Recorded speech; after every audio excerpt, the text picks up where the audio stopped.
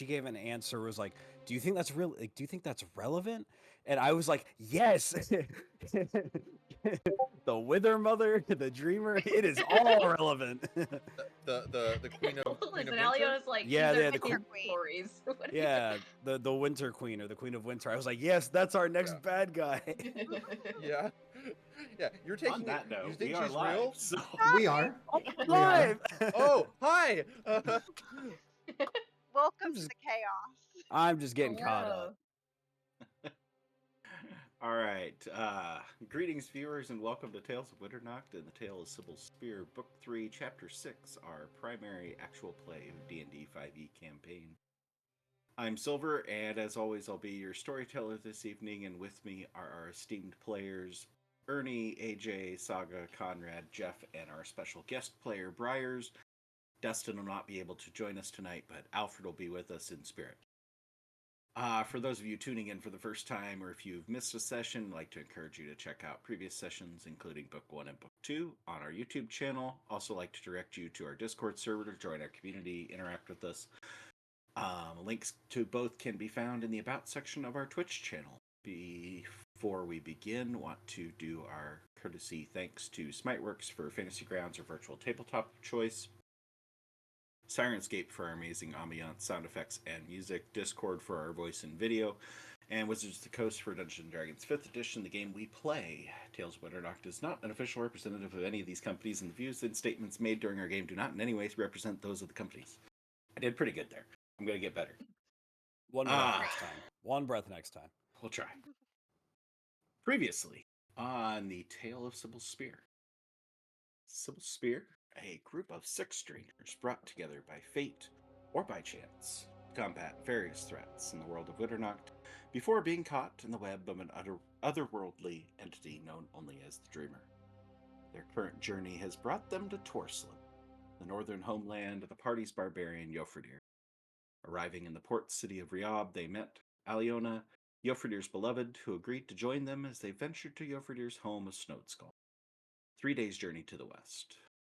The party survived a blizzard and a pack of mage-hunting wolves called the Magolda, and took refuge in the small hamlet of Skeletville.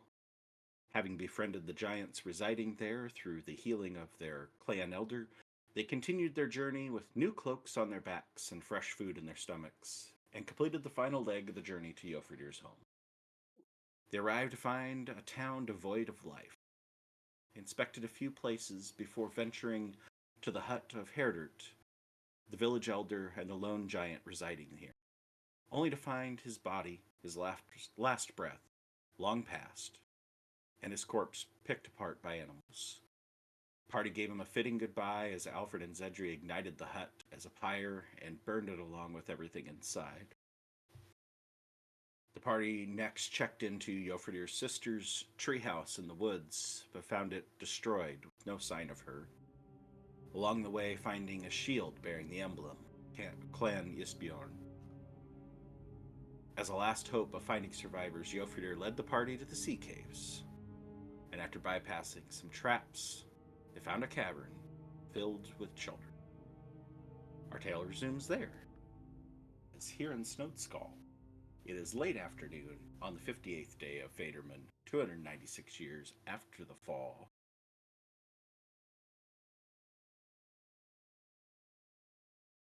We're back for another week. Yes. One more continuity question. What time of day is it? Evening. Late afternoon. Early evening. Yeah. Okay. All right. You'll stand on a stone ledge, looking down into a low-lit cavern. Down in the cavern, illuminated by the light of Jofredir's axe, you count roughly 40 to 45 children. Little over a third are human, little under a third are elven, and about a fourth are catfolk. And you spot one solitary dwarven child. All appear in surprisingly good health, aside from being a bit pale. Appear well-fed and unscathed.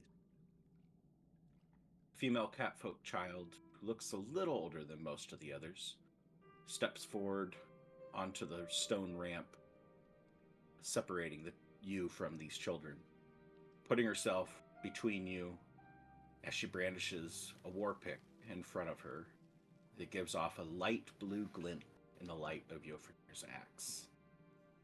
The children behind her start to chatter amongst themselves as the sight of your party before you hear a few voices rise up, stating, "That's Yofredir," at a normal, audible volume.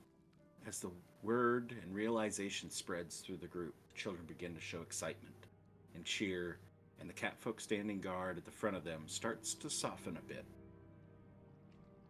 Yofredir, face of this stalwart guardian in front of you, is a little bit familiar to you. As you recognize Matana, the daughter of your good friend Maritz. She's about 16 years old, and definitely takes more after her father than her mother, as she stands as a warrior trying to protect the 43 children at her back.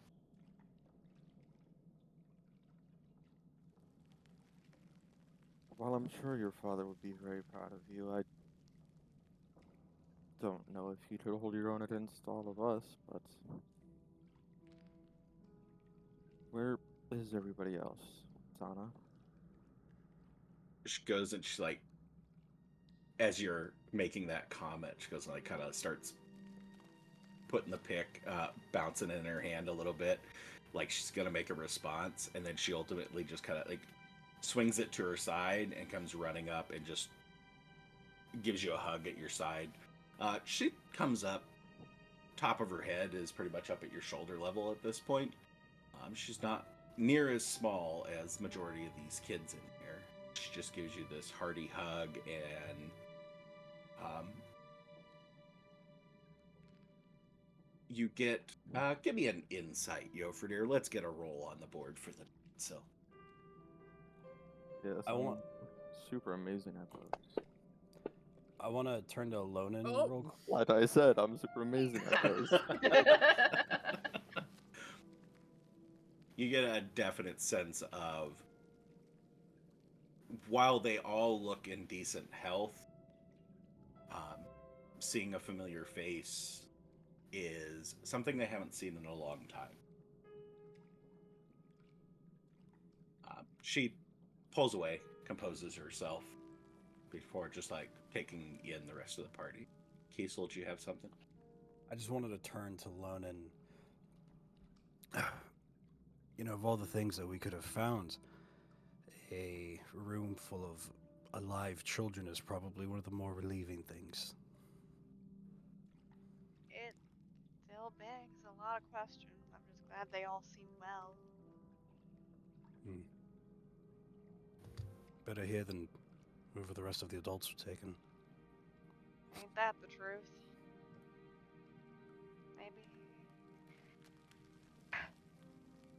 Maybe there is someone else left behind?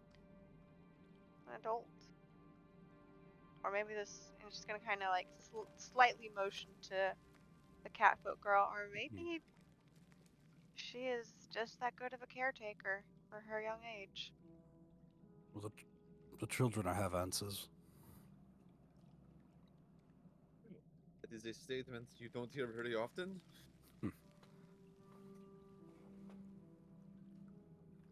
Matana's eyes are just like darting between all of you, listening to the conversations and listening to all these comments being made. She didn't say anything. I'm sure you remember Alyona, and the rest of these people are my friends. This is Kiesel, Xedre, Lonan. My brain's burning. And Silenus. And Sure you've Alfred. heard- and Alfred, of course. Alfred Yes. steps forward and like reaches out a hand to Matana. Hi, I'm Alfred A. Yates from Eaglefall. There we go. Because it just kind of like nervously shakes hands with Alfred and then like holds her hand out to shake hands with everybody else. Sure your father has told stories of us. He's heard plenty of them as well. She kind of just looks away for a moment. What happened here? What's going on?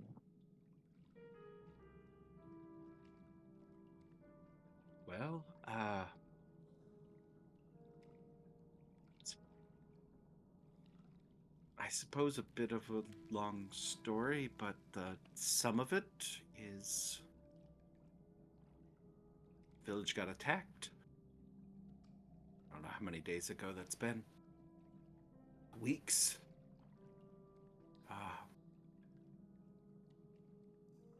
Your brother, had trained some of us older ones to kind of know what to do in case there was an attack. Head to the caves, bypass the traps, hide out until one of the adults came looking for us. So,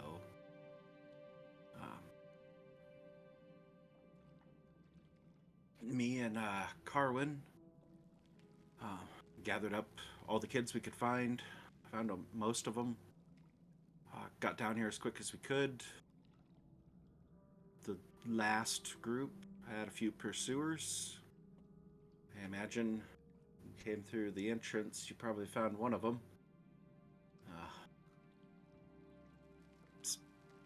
They stopped smelling for the most part down here a week ago or so. But yeah,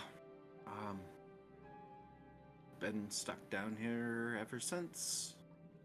No one ever came for us. Nobody ever came to take us back out. We assumed the worst. There's some stores down here, so did our best to ration out food. That made it about a week. Some of the younger kids are tougher to keep in line, tougher to keep them from snitching when they were hungry. But then we lucked out. Do you remember the lighthouse keeper, Helen, Hollow Root, I think, from the Root Island out, the one nobody wants to go to because it's pretty much, you crash your ship if you get too close to it. Pretty much why there's a lighthouse. Anyway, she found us, brought her small little boat in. She's been bringing us stores for about once a week. She'll take a few of us if anybody needs medical attention. Been trying to transport some, but the lighthouse isn't very big. There's not a whole lot of place for us to stay there long term. So no more than usually 3 or 4 kids. Maybe we stay there at a time. Only 2 there right now. One of the other ones pipes up. It's 4. It's 4. Sorry, 4 kids there. Sorry, Carwin's one of them. He's been kind of just going as liaison, keep him out of Helen's way and not push things to the point that maybe she won't want to help anymore. But yeah, she's kept us alive, kept us fed, taken really good care of us. There was a better way to transport everybody without danger, I'm sure we'd probably be out of here, but I suppose if you made it through the front, we could probably get out that way now. Certainly could, but not sure what good that'll do us right now. The village seems completely empty right now. Trying to figure out what happened. No, nothing. Not a sign of anybody. Well, Don't. alright, I won't. We're trying to figure out what's going on. This was actually the last place where we were going to check. Well, we're here. found us. I suppose it's maybe good news. You didn't find anybody. That means maybe they're okay somewhere. That is my hope as well. Did you see what attacked at all? Or maybe heard anything? I mean, it was mostly raiders. I saw Isbjorn emblems like they had when they attacked last time. There were some others looked a little different. Ones didn't have the emblems. Figured they didn't get a whole lot of times to really examine what they looked like or anything about their equipment, but they didn't have this typical shields, which seemed out of place for clans around here. It was pretty chaotic. I'm not sure what I saw. Some things were a bit strange, but we've mostly chalked them up to just the chaos of the moment, and we were trying to do what we could to get the kids safe. What do you mean by strange? I'm sure I was just seeing things and stuff. I mean, There's many things I wish I had only just been seeing. Anything you saw could be useful, so no matter how crazy it seems.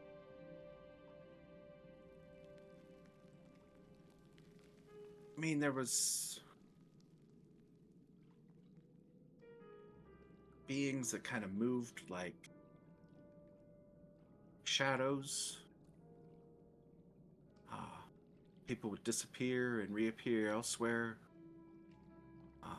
Some individuals that looked like they were made of ice. I mean, I only saw things mostly out of the corner of my eye. I was just trying to focus on making sure that the kids I was ushering were kept in front of me. Like I said, I probably just missaw things, but those were some of the things that I missaw, I suppose. Was there anybody else whenever you were leaving who might have gotten a better look? I mean, you can talk to whoever you want. Some of them claim to see similar things. We don't have a whole lot to keep ourselves entertained down here, so it's been mostly telling stories, trying to keep the little ones distracted as much as possible. As she says this, you notice that there's like this 3-year-old elven girl that's like wrapped around her knee, just standing next to her, just kind of like peeking out and just smiling at all of you whenever she gets a chance to kind of just like playing a little bit of peekaboo. She goes, just pats her head a little bit and just I don't know. I mean, you could talk to Carwin, might know more when he gets back. Helen should be coming back tomorrow. She's about due. We're running low. You have been doing a great job. She gives about a half smile. Thanks. What's the condition of the boats that are stored? I mean, they seem okay. Most of them. Don't know what happened to the rest of them. Whether, I mean, you know, it's winter, so not getting a whole lot of use this time of year.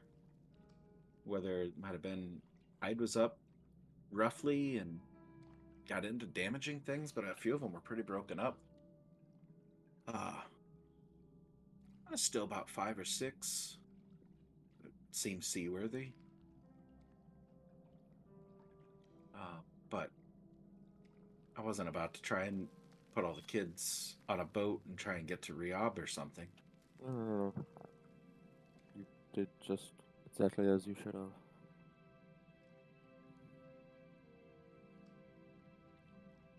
I want to turn to Silenus almost and kind of have a sidebar to this conversation. If what we've been seeing and what was seen on the most recent corpse we found, I don't know, it just makes more sense that whatever's attacking is more supernatural, magical inclined. If these are weird, shapy beings, and maybe it's not a. And I'll kind of look around behind my shoulder at the kids.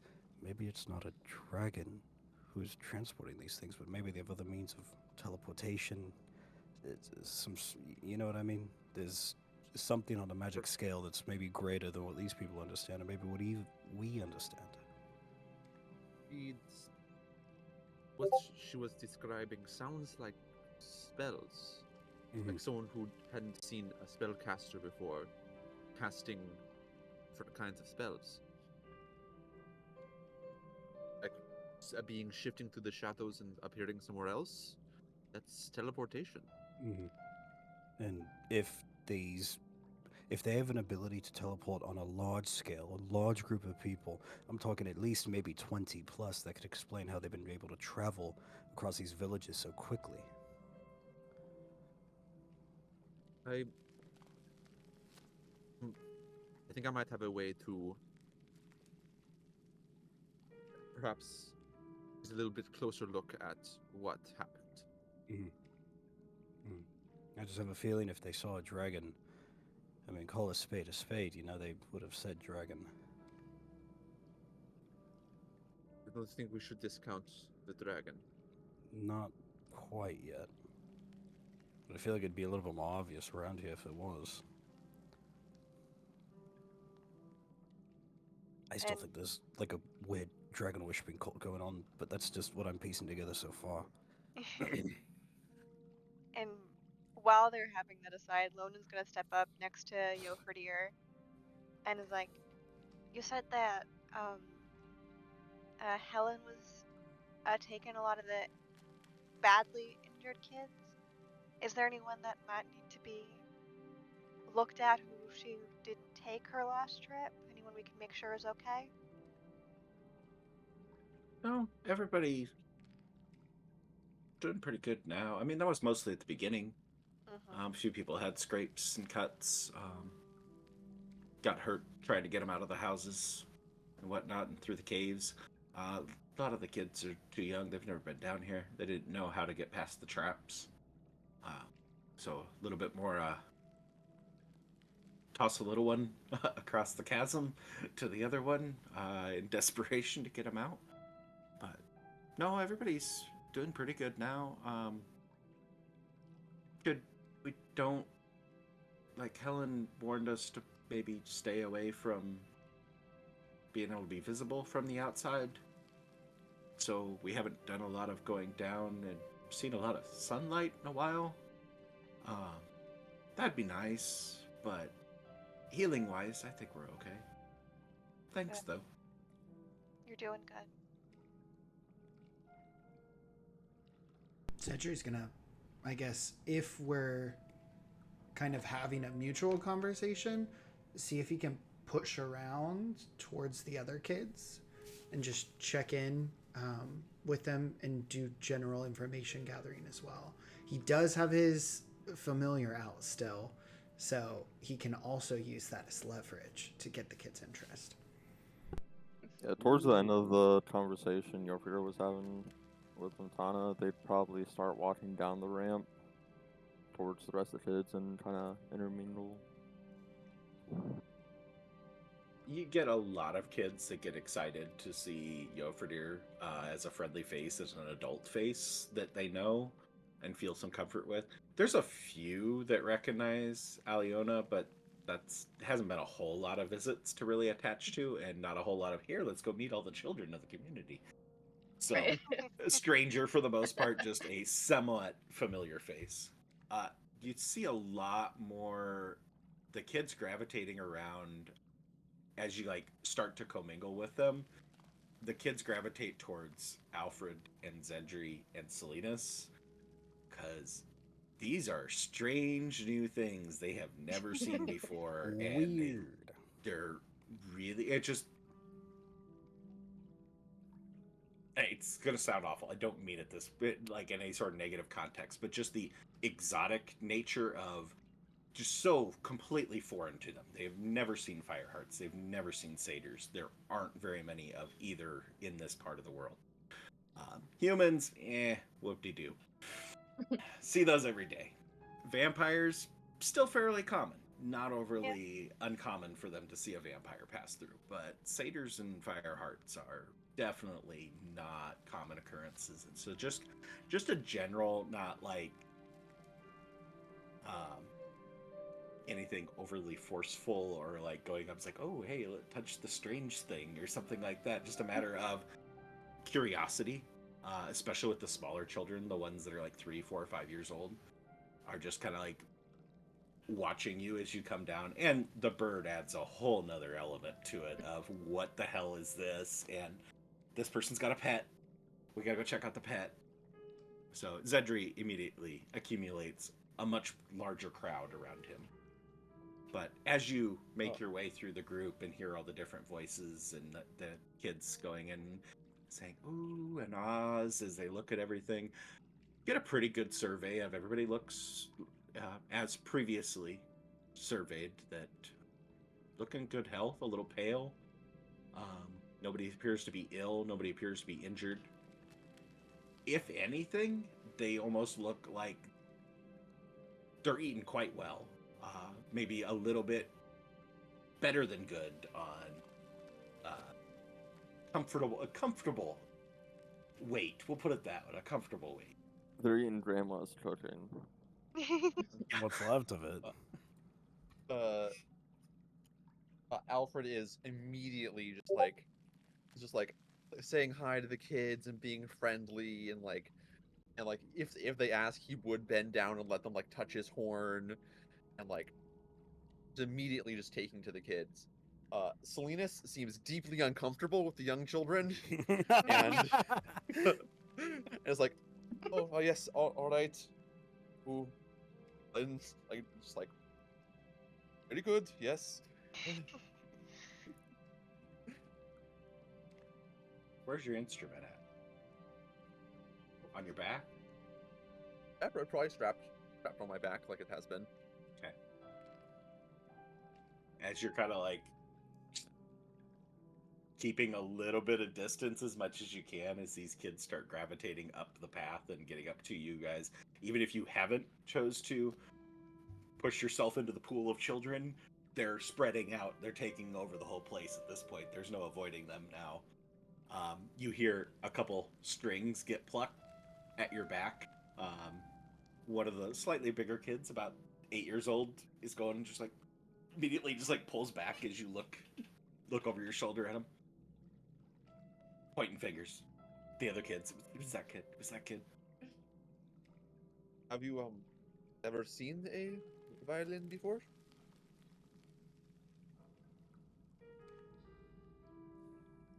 Well, I mean, like, sure, I have, but they haven't. So I figured I'd, like point it out. Then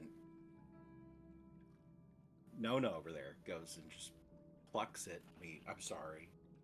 She doesn't know any better.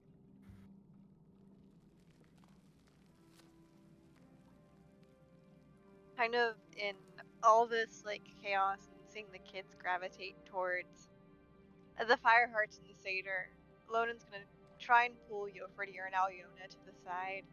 Like, so we're gonna need a plan.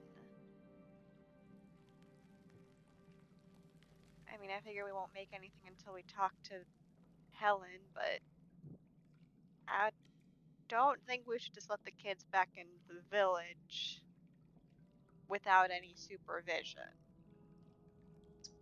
No, Probably not I the don't. best idea. I don't think we should either. We haven't searched everything, so Yeah. there still may be others, Right. but Even without that possibility, I don't it think wouldn't be safe. Yeah. Honestly, it might be best to keep them in the cave for now, but I also don't like I mean, I don't mind it, but I'm guessing them all looking that pale isn't normal? Well, probably just from the lack of sunlight if they've really been down here the whole time. Yeah. I mean, not that there's that much sunlight anyways, but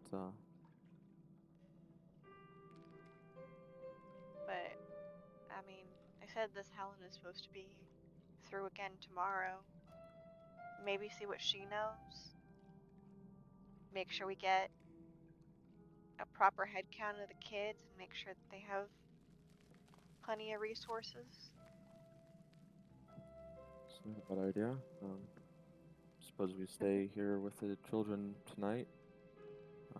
Maybe before nightfall, a few of us at least could go maybe search for some more resources or anything that we could use. Can do that. I can head up to town and grab some stuff. I might find a shovel to bury the body. I don't think there's going to be much left of it after the ritual, but at least give him a proper, I don't know, lay into rest or whatever. well, that was the whole burning thing. I don't think burning what's left of a corpse in a small cave is really a good idea. Oh, you mean that one? Yes. Yeah, we can dry them up and just toss them out into the water. They'll wash away at some point. I'll take care of it, Yogi sir. God forbid you throw him over on a low tide; he'll be sitting there for a while. But yeah, probably leave and just gonna leave those three, motioning to Xedre, Alfred, and Silenus to keep the kids distracted. A couple of us can head back up to town and grab resources. It's not a bad idea. And then if there is any need for any healing or any other magical use, they're definitely the ones to do it. How hard would it be to get these kids on the boats and get them to re-up? Because if I don't know how long everyone else in this town will be gone, and I don't know how much longer Helen can take care of all of these kids. Yeah, it's my thoughts too. Hey, Silver, looking, or can we see the boats from where we're at, or are they like around a corner or somewhere? So it's kind of a tiered setup that you guys came in at this top tier. You look over this little stone ledge. There's a little walk path that goes down, some stone steps. Nothing like clearly constructed. Just you pick your way through the rocks to get down to the next level, which is where all the kids are at. And then if you go a little bit further, you can see some sunlight coming up and just a little bit of ambient light that's coming in, so that it's not pitch black in here. And as you get to the far side of the cavern that these kids are in, there's another ledge that goes down, and so pick your way through the rocks, and you can see just barely the tips of some of the boats from there. Also, like, the three of us could be walking over that way to try and see as we talk. Yeah, we were probably to look at the boats and seeing the boats at some point, and then just even knowing the boats that Snodeskall had, how many people could we fit on like an average size boat? So these would be mostly longboats. You could easily, with the boats that are left, carry all 44 kids without a problem. Biggest thing would be having a capable sailor to man each ship that you would need. So if the party crewed it, obviously Yofrida would have to help. How many of the kids could we fit on one boat with us? Well, let's just go check the resources here.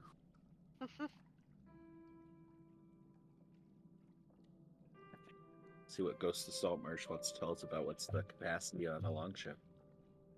Gosh, I actually have that somewhere. Okay, there's our ship. Long ship.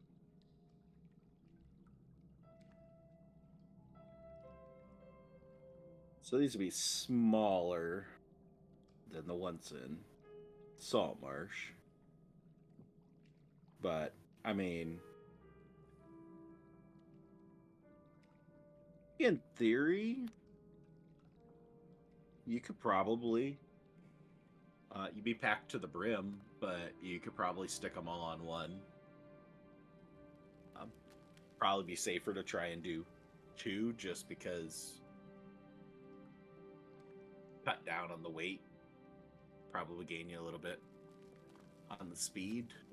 But the other, it's like you got to crew the ship and also have preschool workers that are going to go and keep the kids from jumping overboard. Yeah. So it won't be an easy task, but it's doable. Well, looking at what we have, could squeeze everybody onto one. It'd be safer with two, but then the issue is crew, and then, of course, caring for the children, making sure no one does anything foolish. Children tend to do. Yes.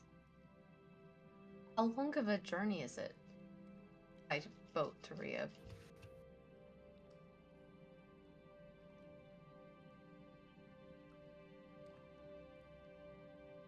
By foot's 3 days, then a boat's probably like day and a half, somewhere around there. Yeah, I would say it's Depending on the probably weather, maybe between 2 a days day and a off. day and a half. I think you're pretty accurate I there. mean, there's also the issue of where are we gonna, like, who's gonna take in all these kids? I mean, sure, we How- could put a few in your father's tavern, but I don't know I if you was would just about to support say that. how many rooms are in the Yeah. the Rio Lodge. Well, how many like 3-year-olds could you stack? I mean, you could pack them in one Yeah, room. in one room. Yeah. We But go Put 'em what's in a back. the trench most efficient coat. way to stack them? Do you stack them Well, the law like is 9 to 1 all their adults. heads in one direction, or do you like flip them around every other, you know? Like sleepover stuff. We could pack them with 1 gold and send them back to her dad. 1 gold each, yeah. Goldie. I mean, he would enjoy the money, I'm sure, but we'd have to And feed them all. we go back to the issue of who's gonna keep an eye on them, who's gonna take care of them. I mean, That's the same issue we have here. At least here they're, I hate saying this, sequestered away from the elements, away from other people, and They're relatively safe here. yeah. What about what we just left? I mean, there's adults, they're capable. I mean, 40 children to 6 adults wouldn't be too bad, would it? Well, it's also a day and a half trip by foot with children. I think for now, stay here this evening. Wait till Helen comes back. See if maybe she has any information. Maybe she saw something different, heard some rumors. A few of us go out before nightfall, see what else we can find. Maybe anything useful. And I mean, I hate waiting just as much as everyone else, but at this point, not much of an option, I suppose.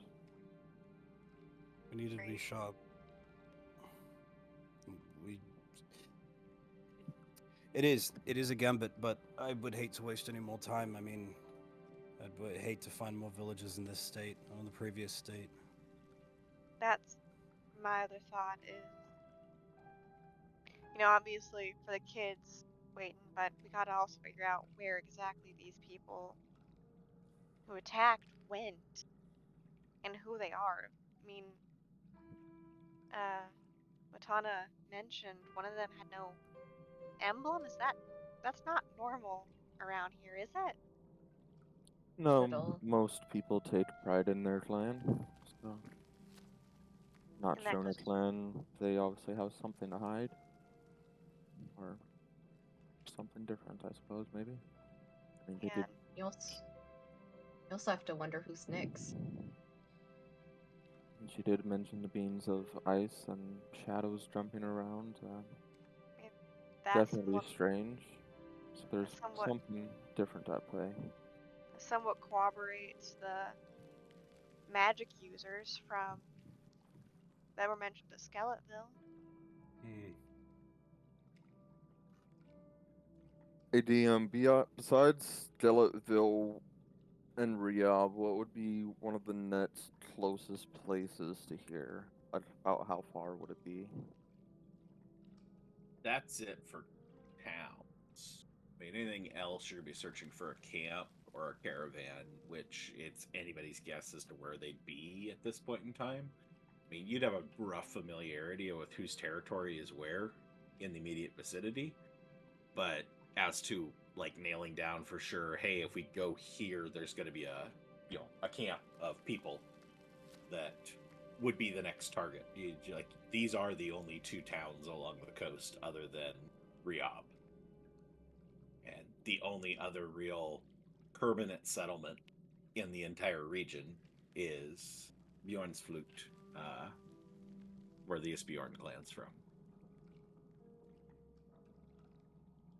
Well, really, there's not much else around for them to raid unless they have a way to track movements of all the different caravans and camps of different raiders and mercenary groups. And besides us, Stellatville, and Riyadh, there's Bjorn's Flute, where the Eastbjorn are from. You don't think they'd hit Riyadh, do you? Riyadh's quite a bit better defended than Snodeskall, but depending If how they have all these... powerful their forces, I suppose that's a possibility. I mean, especially if they have magic, then dealing with the wizard school probably wouldn't be an issue, but But then there's also, if they were on the way to Riyadh, they should have been there already, or we would have passed them. Unless they took a completely different route. Or they took a magical route and they didn't need to travel at all. or they're not planning on attacking Riyadh, and Snodeskall and Skeletville were for a reason outside of just a raid. I mean, And Well, then, but they would have reason to attack Riyadh. Isbjorn, they started from a failed revolt on Riyadh. Is this their revenge? If they're taking revenge, they're gonna do it on Riyadh.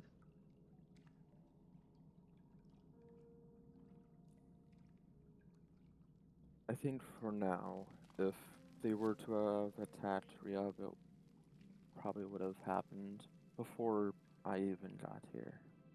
From the time Stellatville was attacked and Snodeskall, seen how long they've been down here. It's yeah, only a 3-day trip. based on the timing of everything, they would have already attacked Riyadh if they were planning on it. I doubt if they really want to, they would have waited this long.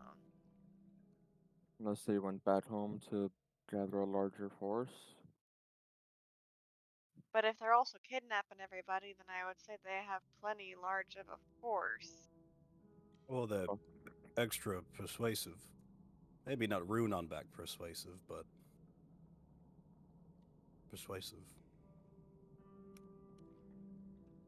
And as far as them being able to track the other smaller clans, I mean, at this point, I wouldn't put it past them.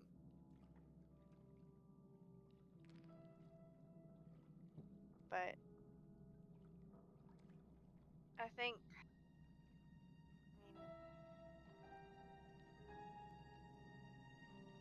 I mean, right now, let's just make sure all the kids are alright. Talk to Helen tomorrow when she comes by and see if we can get any more information. And Like, if she doesn't come back, then what?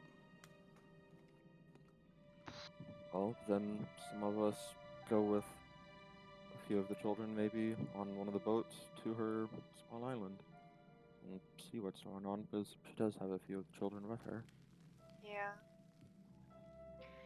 I'm always Yeah. And right now, that's the last thing I'm thinking about. I'm hoping.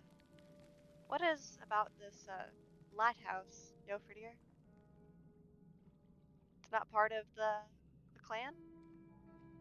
What do I know about Helen and her lighthouse?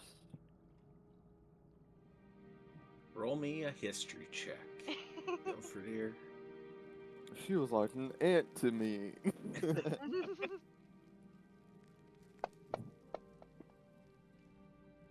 She was my librarian. Rolling higher. Okay, so if you look at the map, which I'll share.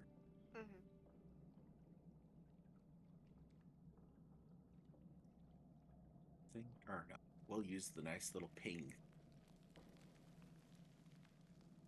So roughly about there, off the coast, out in the Slaver Sea, not too far to the northeast of the mouth of the Ernelv River, is this mass of rock that it's almost like a coral reef type setup, that it's most of the rock is all submerged just below the surface, that if you try and take a ship through it, your ship's toast.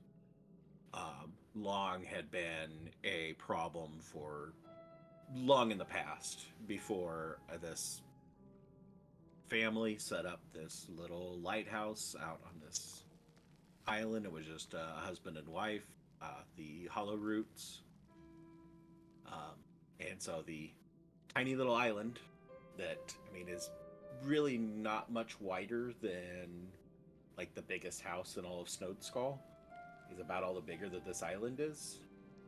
And it's just got a little lighthouse on it. It's called Root Island partially because the family kind of adopted that as the name, but you can also see like the roots go out around the rocks and kind of web around the rocks. Holding the island together is the trees and plant growth that's on this island. But then it's a very dangerous passage. Like, Jofridir would know, there's a reason that nobody tries to access Snodeskall from the sea, or very few do, because you have to be a pretty expert navigator to avoid all the rocks in the different locations, which is an extra danger of, let's all get on boats and take kids to re-up. Jofridir, sure, he's done it enough times. He's good with navigation on that end. He would know what to be looking for. Everybody else would be working at a very difficult angle to try and avoid the different rock outcroppings that are hidden beneath the surface. And this little solitary lighthouse is quite the godsend as to being something that has helped maintain a few less wrecks, a few less bodies washing up into Snodeskall of lost sailors on boats being crashed here. But it's just been this one family that's just descended generation after generation after generation, that the younger generation will go and find a spouse and bring them back to live on the lighthouse, and they inherit the duty of taking on the lighthouse. Pretty lonely, solitary living, but nice enough people. You would know of Helen based off of your general knowledge, being the son of the clan leader. And maybe going back to when Jofridir was early teenage boy, Helen's a pretty good looking woman. There's a lot of boyhood fantasies with Helen. That it's like, it's the, oh yeah, I don't have a good example, but she's the good looking woman, that it's the coming of age. It's like, oh hey, noticing the good looking elven woman that comes into trade in town. Ali. Yeah. Nothing ever became of it. It's okay, Aliona. Nothing happened. Yes, that was the lady you thought was kind of hot. So all the boys around Jofridir's age, everybody knows Helen. Everybody when Helen came into town once a week, that was an occurrence. And then once you grew up and got out of that stage, it was like, okay, well, Helen's just this nice lady that comes in and trades and goes back to her little lighthouse. So, but yeah, it's simple little. Not a lot of people know a ton about them because they just come in, they trade, they leave the next day or that same day. Don't interact a lot. Nobody from Snodeskall's ever married in to being part of the family, so don't know where the spouses have come from, whether it's been Riob or other places, but the Hollow Root family in the Rotoy Island. Well, the lighthouse has been a blessing since it's existed. Waters north of Snodeskall are very dangerous. Lots of hidden rot, reefs, and such.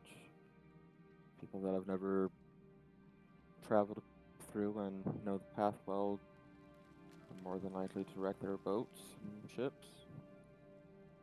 Getting to the lighthouse, even at low or high tide, is quite a feat on its own.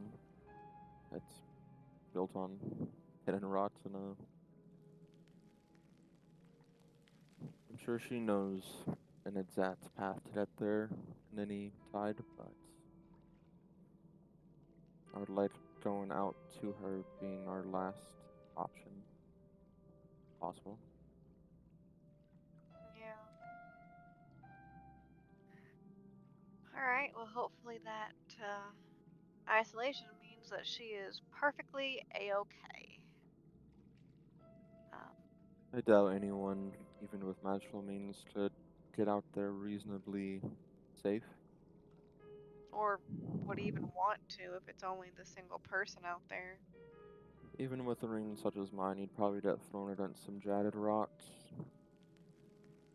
Seas aren't very calm. And that's another reason why the rest of us taking any of the kids on a ship might not necessarily be the best idea. But Our best shot is finding everyone else and bring them back home. Let's hope however long. it's that simple. Yeah. Obviously, However long. with our very limited information, for now we just have to wait. Well, I'm gonna head up into town and see if we can find any more resources. Should we leave them all behind? And she's gonna point back to where the children are swarming the fire hearts and the satyr. At this Perhaps point in leave time, the it's mostly around Xedre that they've all kind of just gravitated towards the border. Xedre has his birds perched on his head, and it's like flapping its wings to cover it, and he's playing peekaboo with all the kids. I think we're best to leave at least the three of them down here to keep them safe and care for them. They seem to be quite fond of the three, Yeah. and rather not anyone go above alone. Well, do you want to give whoever else is going a tour of your hometown? Kiesel, my dear, would either of you like to join us? Definitely. It seems like the kids are preoccupied enough, and I mean, there's enough firepower with those three to keep those doors shut forever, so. I'll go with you. They seem to have it handled. Yeah. Probably at least tell them before we leave, or else I'm fairly sure we're gonna have an issue there. I'm sure Probably. Silenus would be yelling in one of our heads. And it's going to be mine. I'm still not used to that. You don't.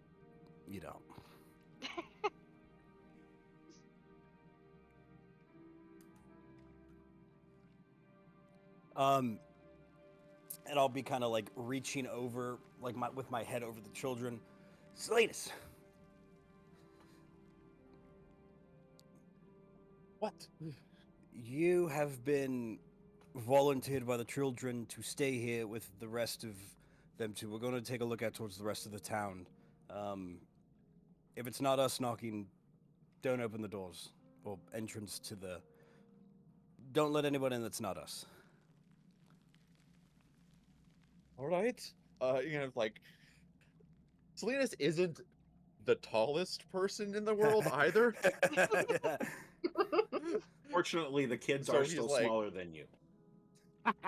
Okay. Not taller Most than of them Xedre, at though. least. I think Matana is probably taller than might be Yeah, she'd as be tall you'd as be in you the or a neighborhood. little bit Yeah, taller. she's not in the Um, flock of kids that are all gravitating towards you guys. She's actually been up and Lonan with your passive perception, clearly eavesdropping on the entire conversation and just keeping her mouth shut. But she's not doing a very good job of keeping it secret from anybody else. Oh yeah, Um, as Kiesel goes over to talk to Silenus, Lonan will approach Matana. No, I'm not going over to talk to Silenus. I'm shouting over the kids. Silenus will, as he's been voluntold to remain with the children, kind of roll his eyes and snap his fingers, and Galfrank will onto Kiesel's shoulder. Magical pets all around. Yeah, Lonan's not going to summon folk down here. That might be a bad idea. A little bit less cuddly. Yeah. Lonan Dragons finds don't have a folk. great reputation in Torsland already. It may be like a last resort thing to bring Bolt Yeah. out. Lonan thinks folk is cuddly, but she can understand the rest of these people do not. What the fuck are these small people? What are we doing here? What the fuck? Snacks. Ah. As Kiesel's doing his shouting over to Silenus about going up to the town, you get a resounding, the kids all like pick up on it. It's like, town, and it just like picks up one after another, and everybody's like cheering for the town, and they all start, like, a good sized group of them pull away from the pets and the spectacle and start moving towards the ramp to go up. I don't know. Oh god, now we gotta be parents. Yo, Yeah, Yeah, Yoko's Aliona gonna will like quickly get walk in to the front. ramp and try to yeah. block Lonan them. will also kind of get up to crowd control. Like, let us go first. We'll take Where? a look. You guys stay here. You guys gotta stay down here. We're gonna go check everything out. Just go play with the cat and the bird. Everything's all right. The cat's with Alright. the cat's with Kiesel. The cat's going upstairs with you guys. Oh no, One of even you- more impetus. One of you two make a persuasion check with advantage. Yeah, I can do it. It might be better for you to do it. Yeah, I'm not really me. good at these. I have Yeah. negative charisma. Nice. Nice. Okay, with 28, like before they're able to like get to you and start stampeding through, you're able to like get them to calm down a little bit, and then they look back and see everybody behind them, and everybody just kind of like slows up. Nobody's pushing at each other, and attention span. They all start gravitating back towards the cat and the bird and focusing on that, and move past the village.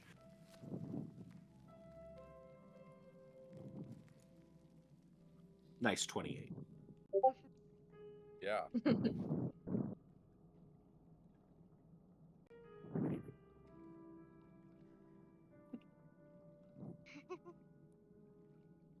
All right. So we leaving Silenus, Alfred, and Xedre on babysitting duty, and the other four are going up top. Yeah, just trying to check out the more, I guess, major buildings like stores, tavern, and stuff like that. Yep. This is that people are more likely to be at, and whatever resources we may find there too. Okay. So between the four of you, and each of you can answer this separately as to what you're looking for. What are you looking for? What are you doing when you're up?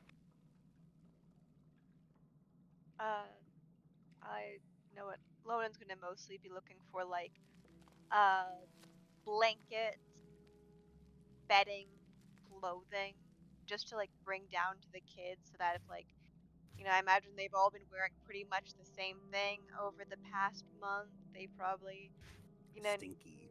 very stinky, probably need to get into some fresh clothing.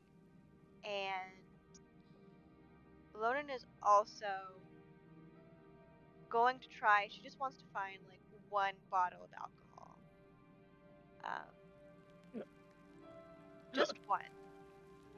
Not for what you think it's for. I mean, not so you don't have to share. Yofrider is definitely gonna try to stash a couple bottles. So yeah, no, it's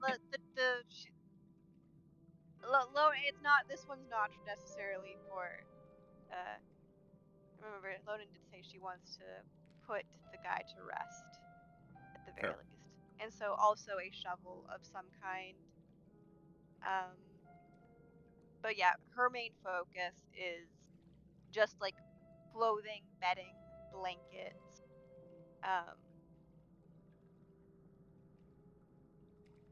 Okay. Yeah. What about the other three?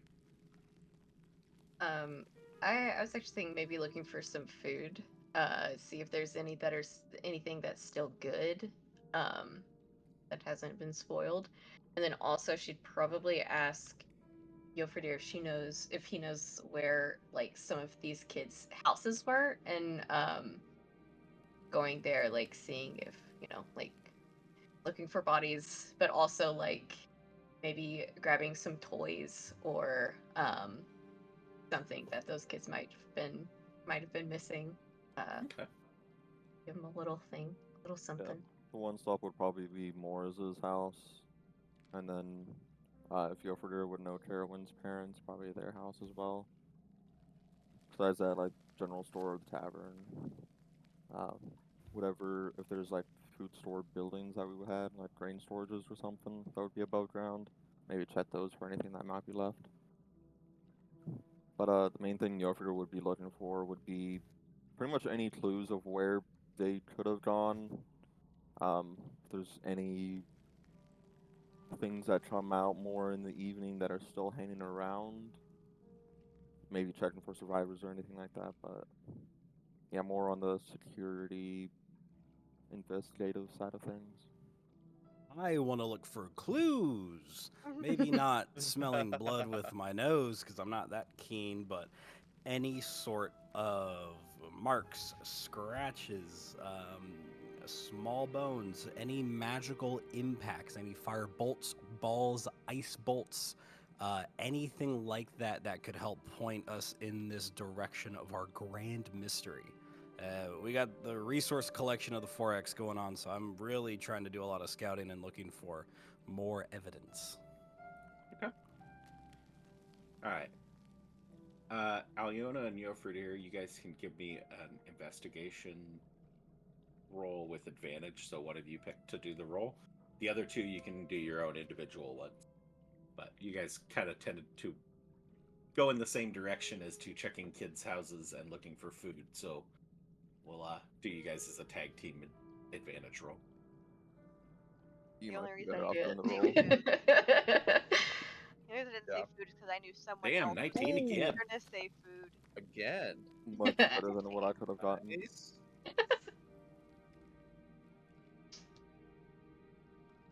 Kiesel. Kiesel, search for clues. Woo! Oh, dude, a 4? That would have been bad. 6 rolls. Yeah, thus I really far. thought it was gonna hit that 4. 6 rolls, or 8 if you want to count the advantage rolls, and only 1 sub 10. So, dice are being nice at the moment. Yes, they are. Yeah, our lowest roll so far has been a 15. Boys, that drop off gonna suck. Yeah. You know it's coming. It's a little bit of the luck hanging on from last session. Oh god. Yeah. All right. Lonan, while you have a pretty directed search that you're trying to make, you also have no idea where anything's at, and you're on your lonesome, so it takes you a good amount to track down a weaver's hut with some clothing. wet blankets, bedding. With a 15, you're able to find a fair number. Not enough for 40 kids, but there was also some supplies down there, just not a lot. Yeah. So you're able to supplement a little bit with the cloth goods. And once you've located that, you also pick up a shovel along the way, find a little shed out behind one of the houses that's got some garden tools. Yeah.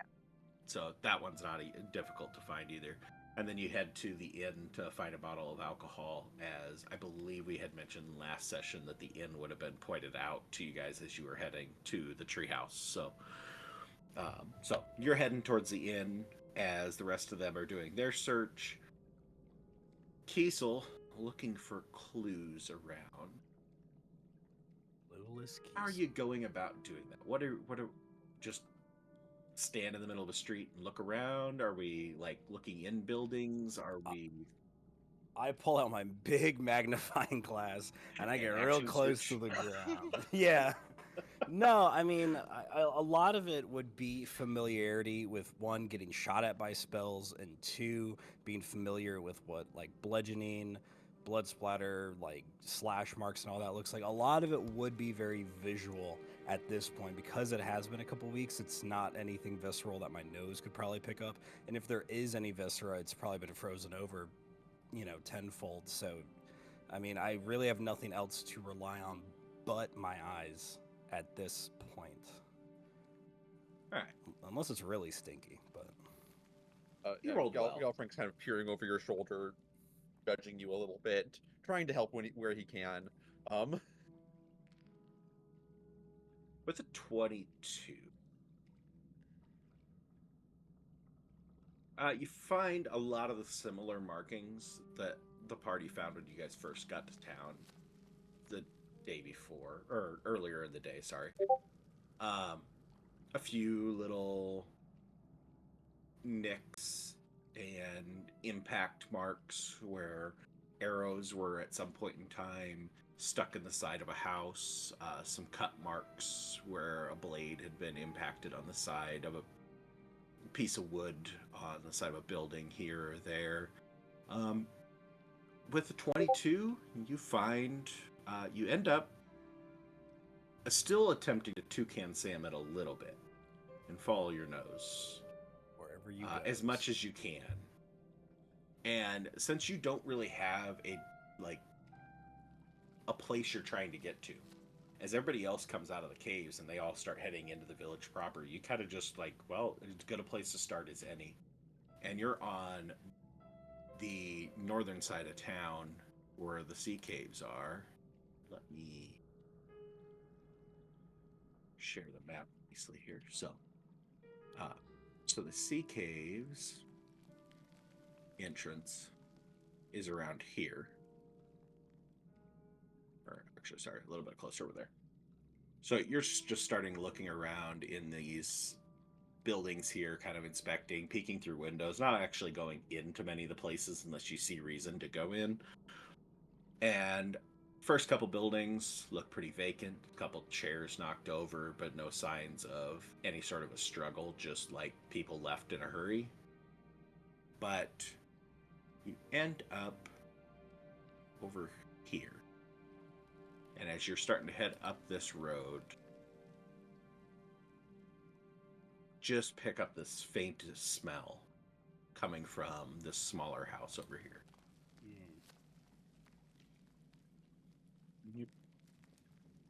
What do you do? I ready my glaive and carefully, I'm almost tempted to sneak and very carefully push my way through the door if I'm able to. If not, I'm going to look and see if there's an entrance to this stinky building. Broken window, busted anything.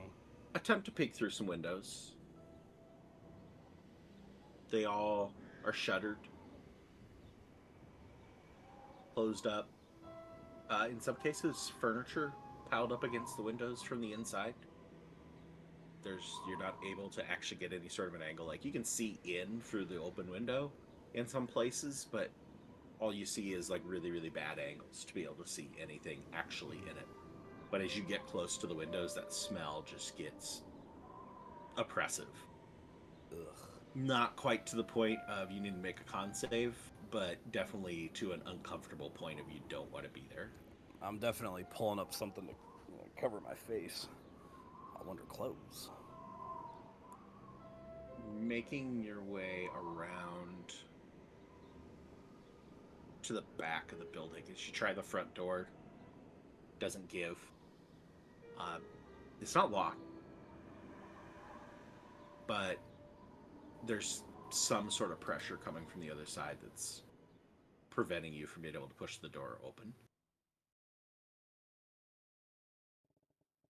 Make your way to the back of the house, just doing this general survey, checking through the windows, pulling away as you get close. You do your best to peek through at the bad angle, but the smell just gets uncomfortable. Look for another entrance, another window with a bad angle. Get to the back door, and you try it. Weapon at the ready. Cautious. It's not locked. No sign of any sort of traps or alarms or anything on the door. I very quickly... Is the door like slightly ajar? Can I push it open? Or have I not done that yet? If you push on it a little bit, you can get it open about an inch without having to put any serious pressure on it. So I'm going to have it slightly ajar. And I'm going to take one of my daggers out. And I'm going to toss it first to see if that warrants a reaction. Of the dagger hitting the ground and causing noise. Give me a perception check. Roll a 1 and you say you hear your dagger.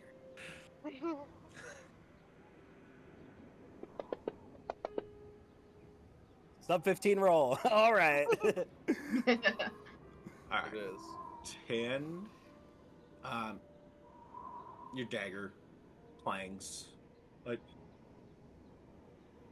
the timing's off. Like, you throw it in, and it's like it hits something, and then clangs off a stone floor. And then you immediately hear skittering. Like hands and feet, or like claws? Give me investigation. Paws. Or nature, if you'd rather do nature. I don't know if either one's better for you.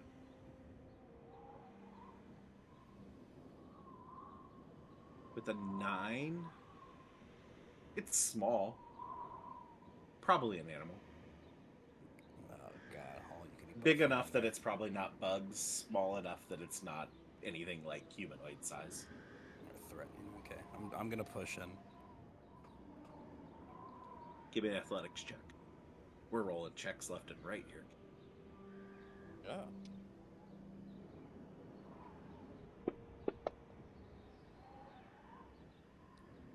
Man, we are going down as quick as we can, too. I am destroying the average right now. With a 9, it's like you have to give it a couple good shoves. Is each time you hit it, you're able to get another inch, but definitely not enough to just like push in and go in. And just with every hit, you're getting, you push up against something that's preventing the door from pushing all the way open, and you get another waft of that smell coming out the doorway every time you hit. But after a few pushes, just making some good impact, throwing your shoulder into it, you're finally able to, whatever has been pushing against it gives way, and you kind of just like barrel through. But because you've been trying to be cautious all the way through it, it's like you catch yourself real quick before you tumble into a pile of bodies. A pile. As you reel from the just strong smell that's in here, give me a con save, which you're good at. Allegedly. Sorry, I'm probably jinxing you, but we can't go too much further down than a 2. So if I roll another 2, I get a 10, so I'm still good. Oh, look at that! Or I can Or roll we can- 20 fucking 20. just you've gotten so used to the smell at this point in time that it's just like nothing. No, it's not going to push you over that line. You just go Yeah. Eesh.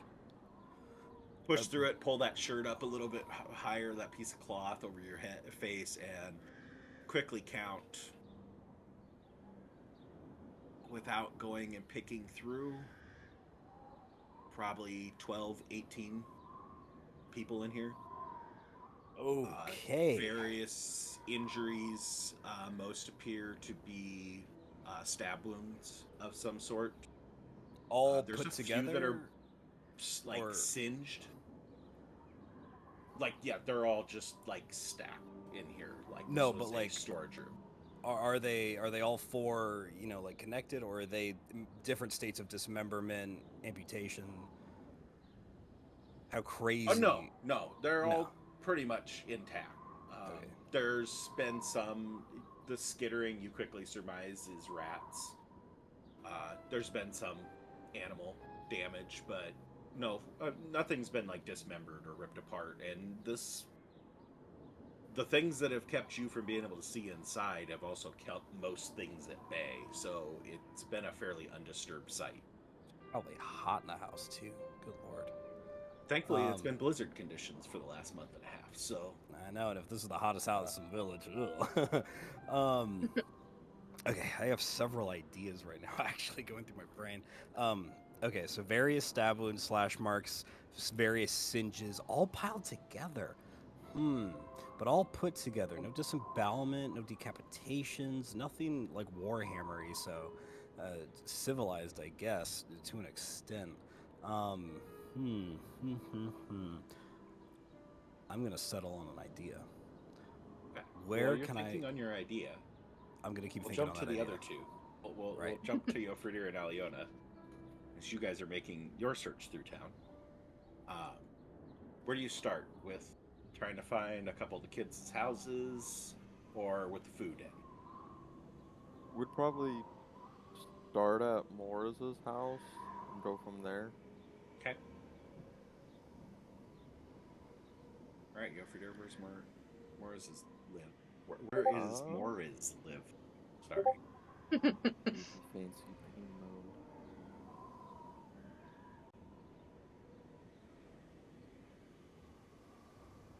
He'd probably not be like center, but maybe like that smaller house or that one right there. Okay. So as Kiesel goes off this way and Lonan goes up the center, you guys go off the right. Casually, just kind of pointing out, like, Aliona's looking for, is this one of the houses where the kids live? Is this one of the houses where the kids live? Because she's got a specific mission that she's on. And just kind of asking for Yofridir's input on this one. After Herdert's hut, Aliona's not overly keen on just walking into some house and whatever she's going to find, I imagine. No. Yeah, any house that we would stop in, Yofridir would have her like turned away, just looking out at the trees or something, out towards the ocean, and peek through the house, make sure everything's good. So you pick past a couple houses, not being ones that specifically kids reside in. You hit a couple that, there 2 live here, 3 live here, 4 live here, some larger families and some larger homes. Able to pick up a few items. No, don't find any like visible sign of altercations inside the houses. No signs of death or destruction. No bodies, thankfully. Kiesel's got that covered, so we'll stick with this side of town. It's a little bit cleaner. But going through, you're able to pick up a few odds and ends of some toys, some simple dolls, a couple. Quite a lot of wooden toys are very common. This is not surprising to Yofridir and would not be very surprising to Aliona, just knowing that one of the major resources that the village produces is the rose-colored wood that comes out of the woods to the south.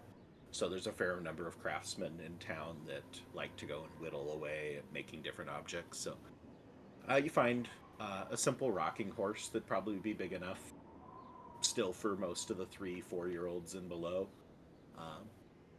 A few other little odds and ends, like little figurines, and the dolls that are made from a variety of different things, mostly cloth with some sort of a wood base to the center of it that basically just like made this little dress that's wrapped around this stick, and then some straw stuck out as hands on each side, and it attached to the top is little hair coming off of the little where the cloth is wrapped around. Like, sorry, I'm old, so I remember a lot of homemade treats on trick-or-treating before everything had to be packaged.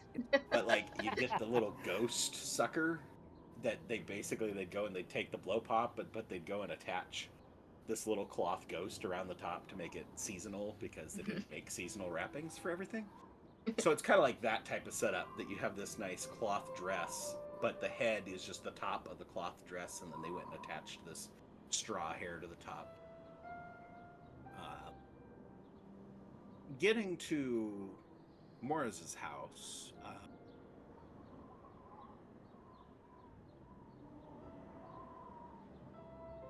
there's no sign of a struggle in this house. There's no sign of anybody here, no bodies.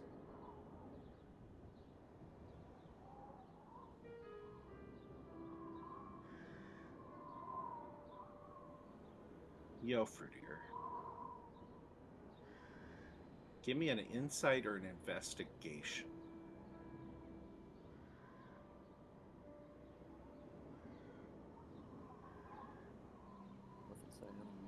I was gonna say, I don't think neither one of these Aliona is be probably able to right in help? your... Not really. We'll go No, with actually, that. Aliona would not be able to help at all with this. And I'm Nat using my one did. Okay. inspiration. We're not Yeah. doing that. We're not doing that today. That's Okay. better. That's better. Much better. Much better than the Nat one. So, with a 13, something about this, it's reassuring. You feel better not finding any sign that he's gone. But it's almost what you expect. But with a 13, you can't quite place why you expect it that way. Mostly you rely back to, well, he's pretty capable. He's been through a lot. He's seen a lot. He probably held his own. Probably kept himself from getting killed. He's probably okay. And so it's not a sigh of relief.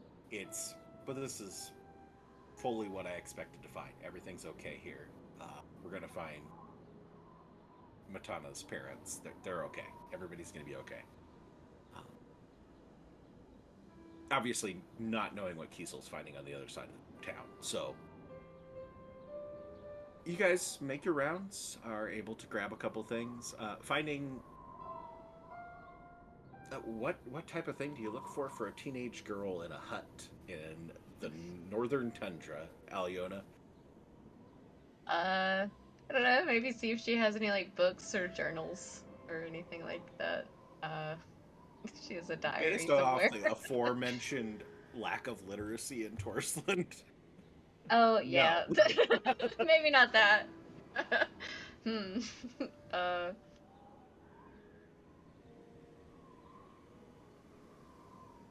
Would. Find some clothing. We'll go there. Okay. You find a Yeah. couple changes of clothes, so you can contribute to Lonan's clothing search that way.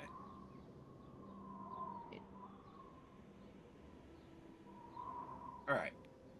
Cycling back to the beginning of the list. So Lonan making your way to the inn, and Yofredir and Aliona also looking for food, deciding to, you guys all end up heading towards the inn and meeting up back there. And while you guys are heading to that direction, we'll go back to what Kiesel's idea is that he's settled on.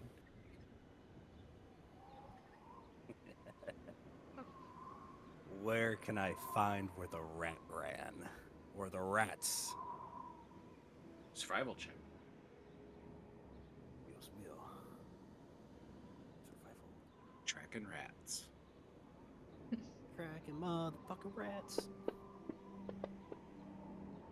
I got a 10. Hey. That's something.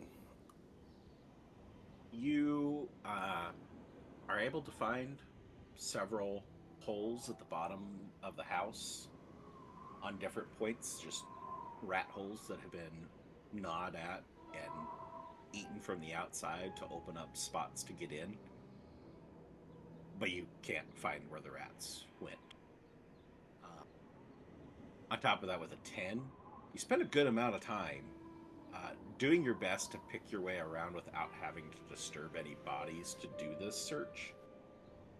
That you spend a considerable amount of time with your search that we'll go back to the other three.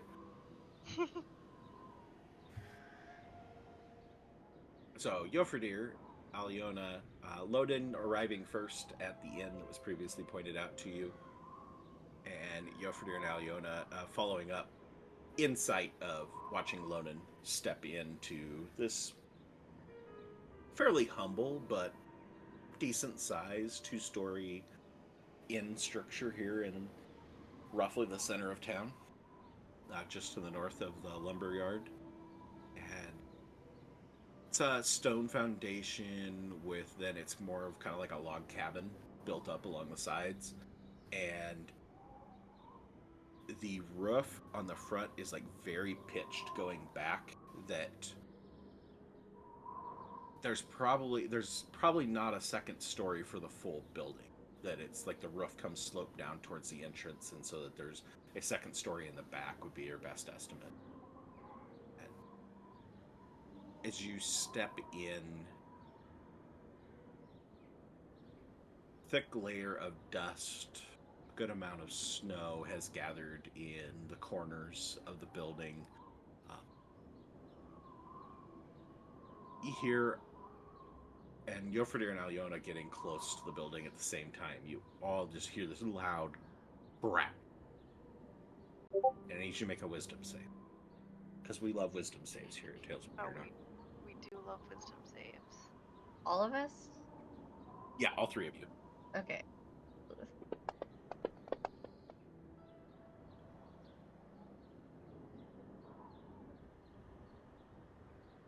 You all like snap to attention.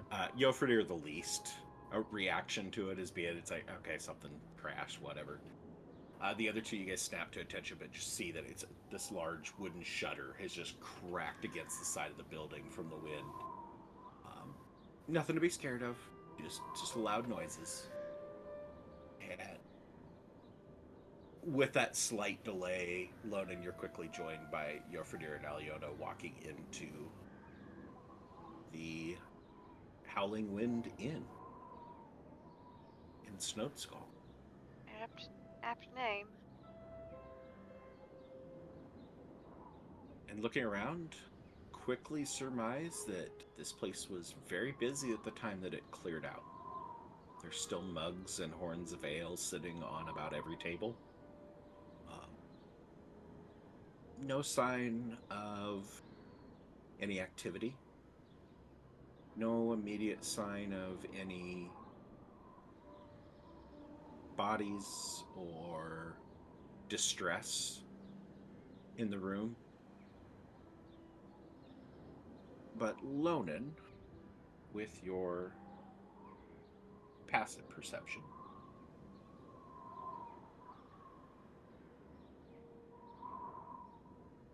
actually, everybody you three give me a perception roll. I got something else for passive perception.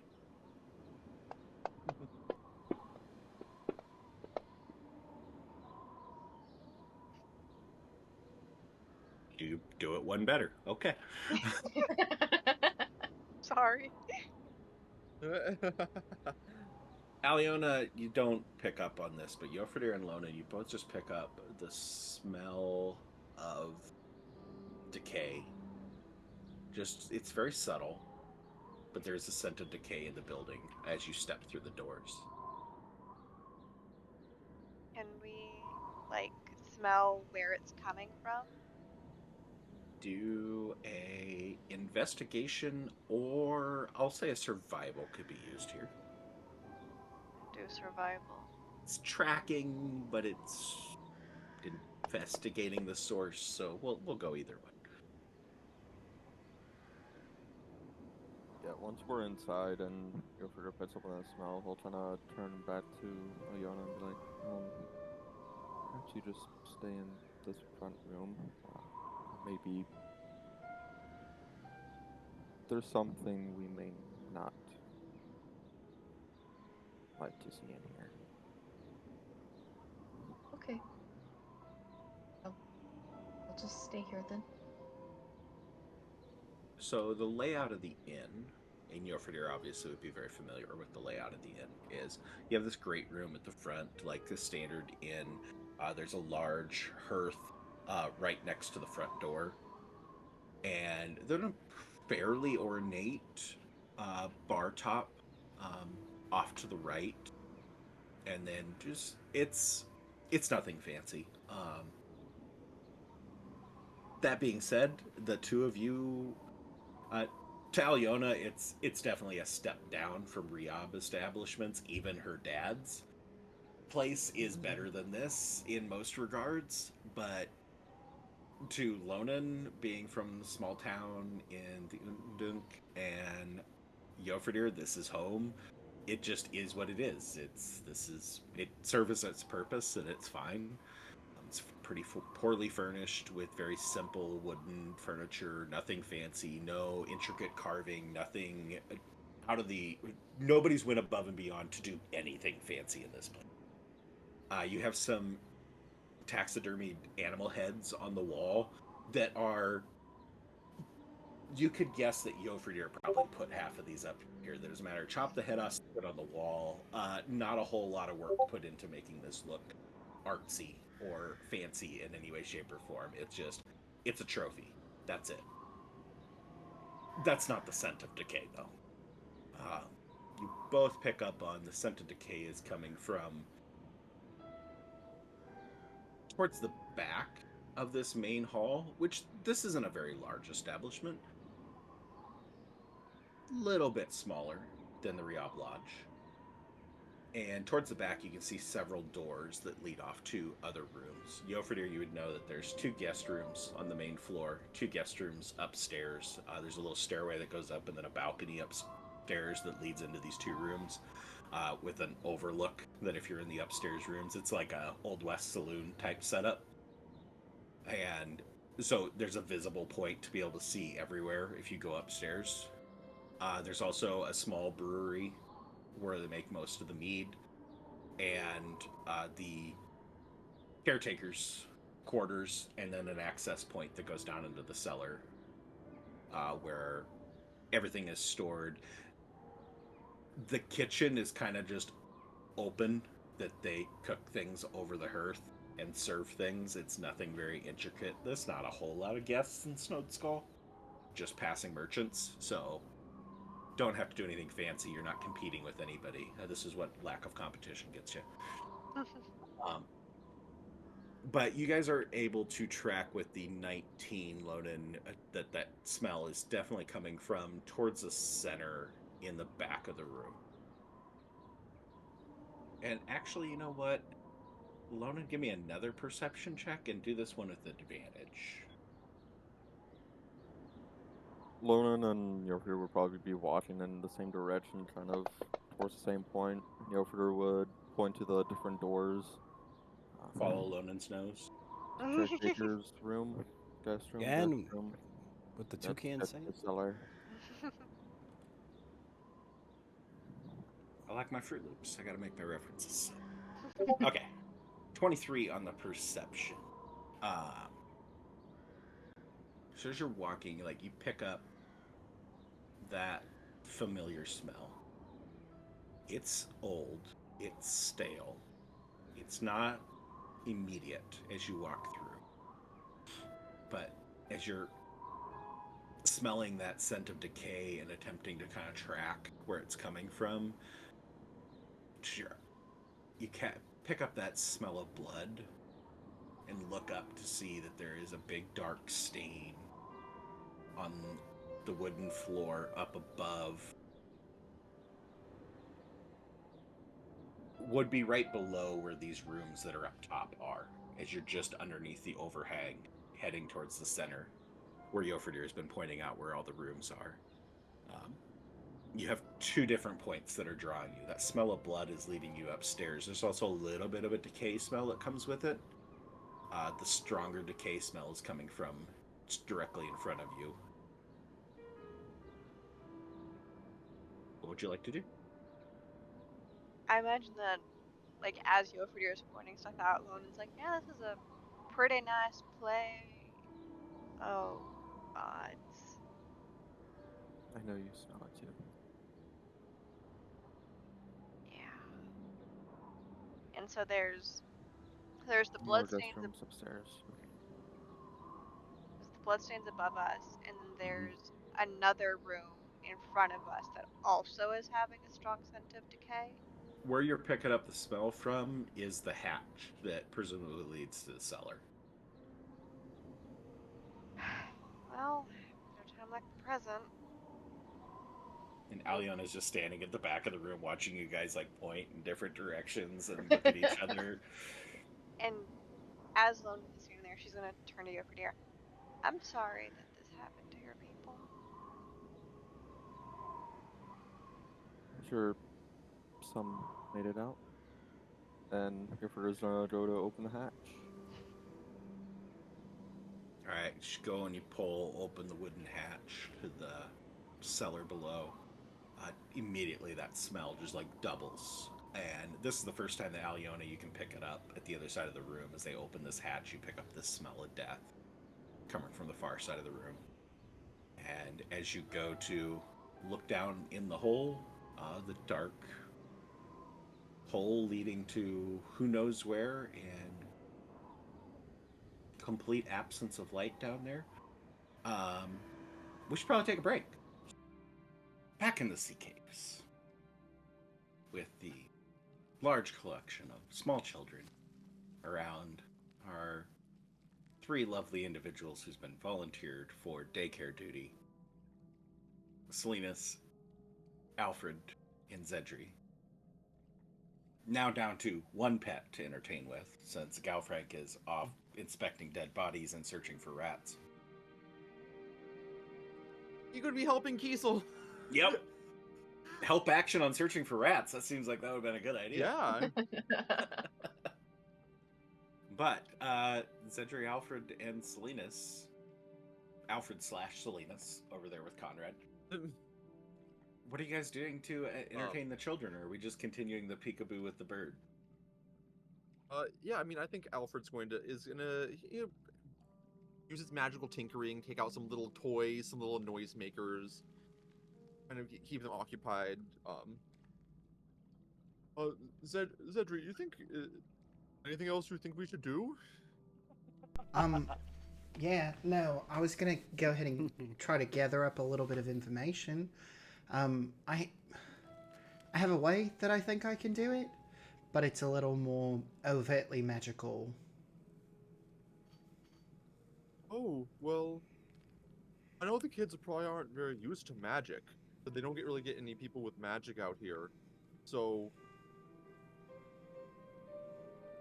I mean, it might be good. Yeah, They might be really surprised. I know, but if you could do me a favor and just try to keep a scope out, the kids who react a little bit more, I feel might not have seen magic, but the kids who maybe are a little bit dulled to it, they might have seen something in the attack, and those are the ones I would specifically like to follow up with. Oh, okay. Yeah, I mean, I can try to look for things. I appreciate it. And Xedre's gonna go ahead and stand in front of the kids. He's gonna clap his hands together and just say, "All right, could I please have a brave volunteer out of all of you? Just one person." All these hands just go up. Who looks athletically capable? Athletically capable. Yes. A bunch of tweens and below. Yes, probably more so one of the tweens. Queens below, from Torsland. They're all more muscular than me. Okay, we can start off with that. Just beefy kids. They all wake up at 4:30 in the morning and go on a 3.5 mile run. Yep. All right, you do pick out there's one male human, probably like 10, 11, 12 years old, fairly capable for a 12-year-old or 10-year-old human. That he's kind of raising his hand. It's not as emphatic as the 4 and 3-year-olds that are all like jumping up and down.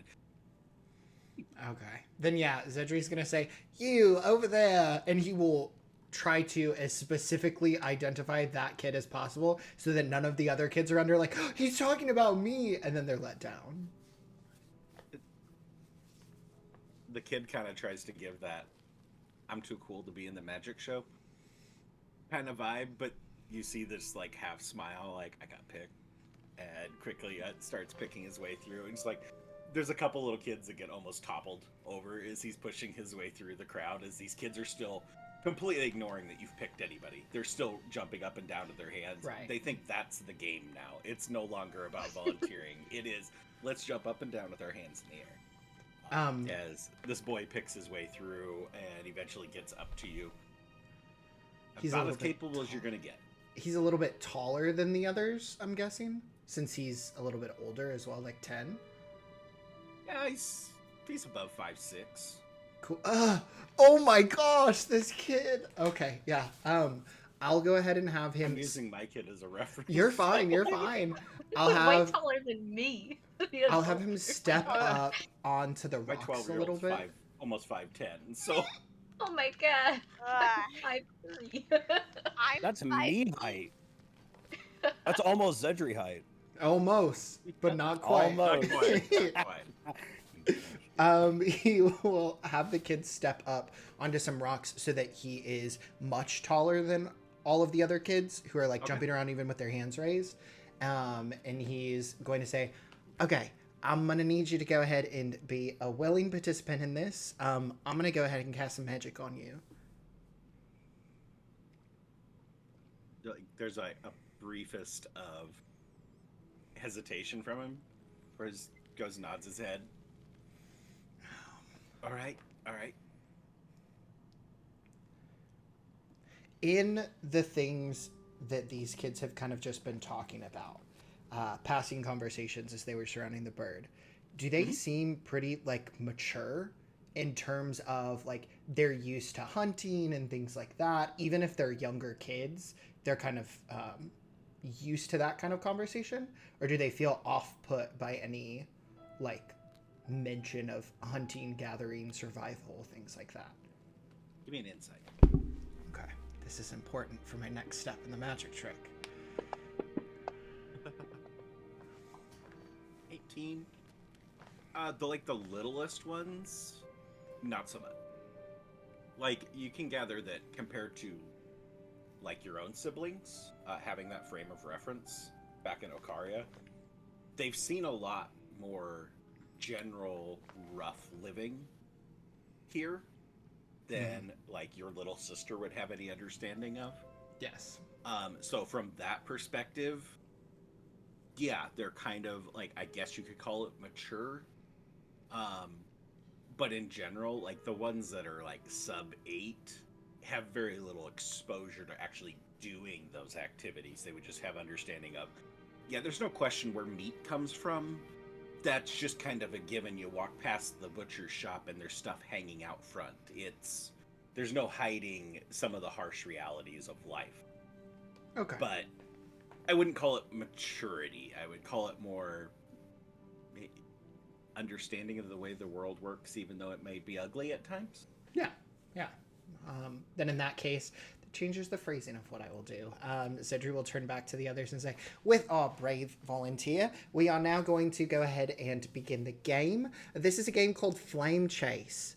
So the thing that you don't want to do is you don't want to be touched by the person who's on flames." And Xedre's going to snap and cast Fairy Fire on the child. Okay. So he needs to make a dexterity saving throw. Though I did ask him to be a willing participant.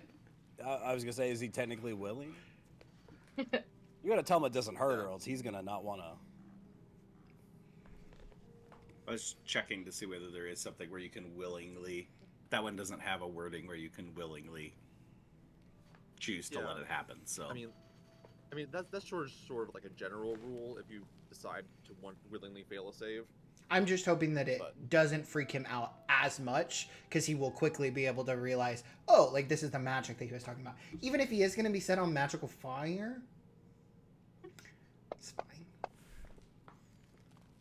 All right. I do believe that's a fail. A 12. Yeah, it is. I have a -1. Woo! Yeah, my DC's 15, so he is lit in a blue fire. It's like very quickly pick up some anxiety that he's like, why am I glowing? As he's looking around, but like he realizes there's no pain or anything like that. It's just visual. So he quickly composes himself and then starts showing off a little bit as to, hey, I got like sparklers for hands now. Pretty much, yeah. Little wisps coming off. You get... There's a few of the smaller children that kind of like abruptly, like there's a short little shriek of fear before, in general, you get mostly oohs and ahs from everybody.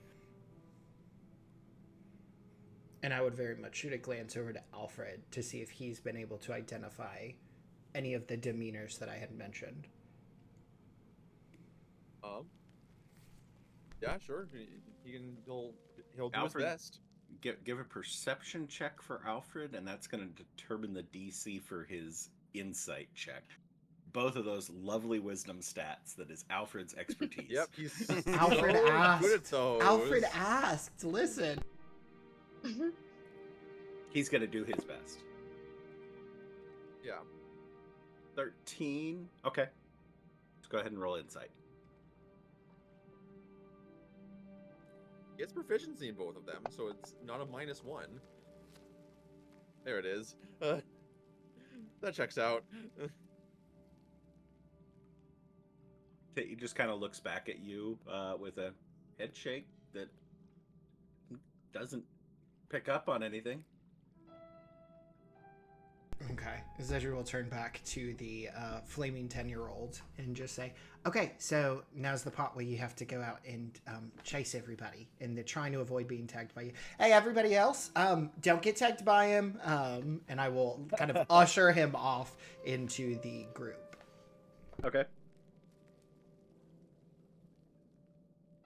While this lovely display of flaming children and tag is going on, magical tag, what's Silenus doing with all of this?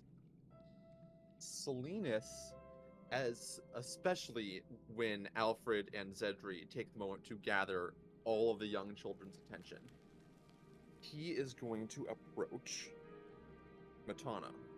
Okay.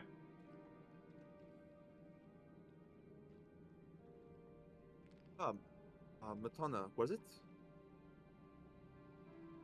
So give me a perception check.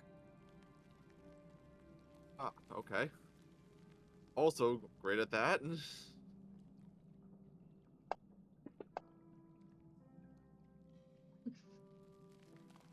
As you're going and watching everything going on, and this like big distraction basically goes on in front, which you're using as a way to, hey, I can go get this conversation private and get away from the rest of the kids. You notice that she's taking advantage of this same distraction to attempt to follow where the rest of them went to go topside. But you catch sight of her, just barely, with an 11. He is going to try and like catch her, and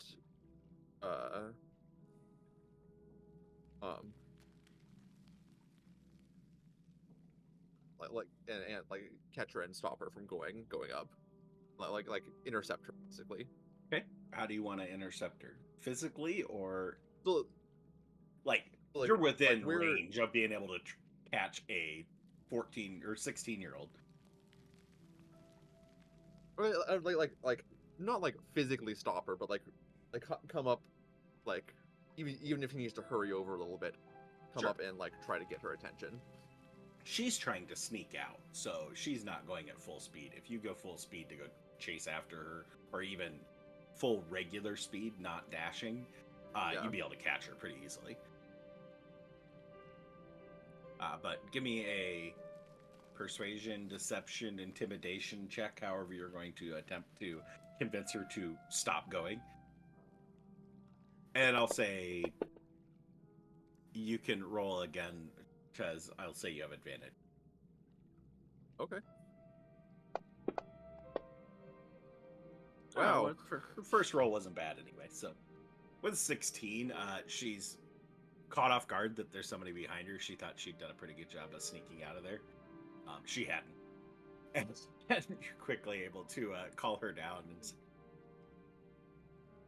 "Oh, I was just going to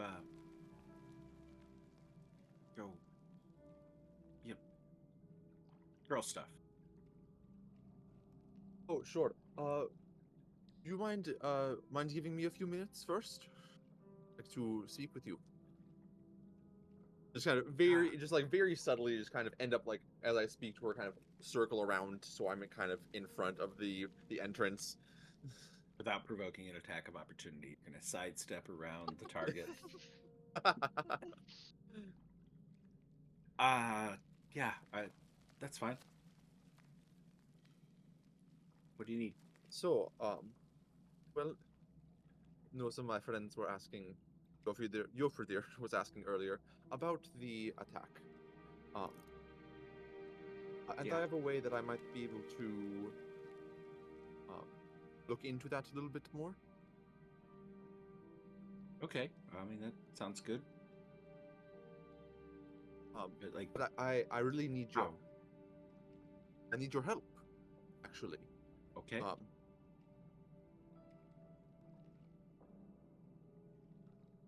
I have a little bit of magic, and I might be able to peer into your memories.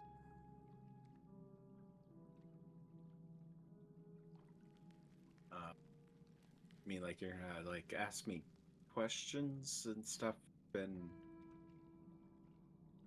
to make it easier for me to remember things. Well, I'll need your permission, which is why I wanted to speak with you. But you can have magic, and if you work on trying to remember, and if I can ask questions, if that will help, I will be able to see your memories about the attack. You're kidding, right? I mean, that's not. You can't really like do that, right? I mean, I'm not? you just. I mean, like, before I give permission, like, there's, I like look into other stuff. Of course. Well, Okay. full transparency.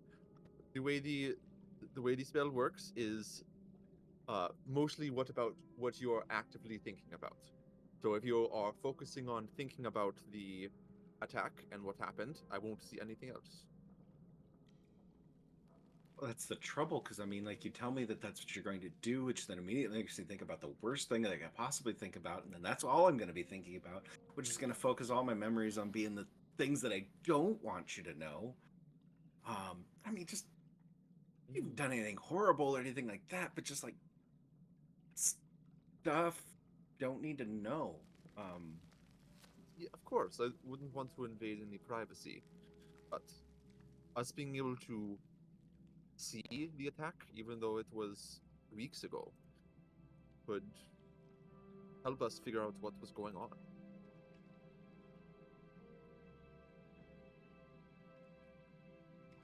I mean, yes, if you, I don't know what you're gonna see that's gonna help, but I mean, if it can help find what happened to my mom and my dad, I suppose.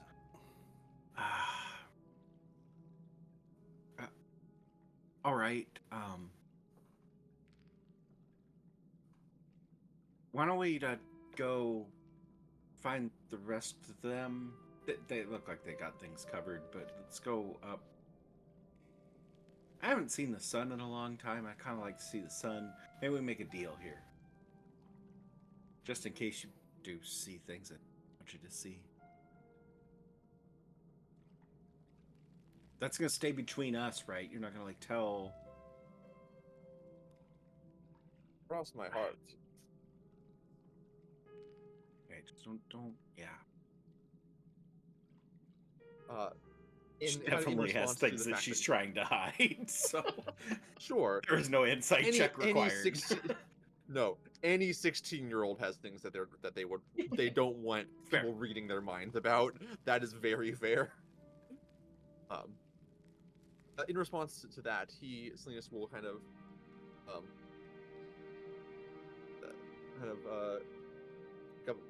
reach and pick up a small stone and cast light. It's just sort of a warm glow of not real sunlight, but that feels like just a little bit like the sun. And kind of hand it over to Matana. Well, as you hold on to this, and either way on the way back up. All right. I suppose it's neat. Just like looking to try and see if there's some mechanical nature to it. Poking with one finger. It's like, but is there something here? Material?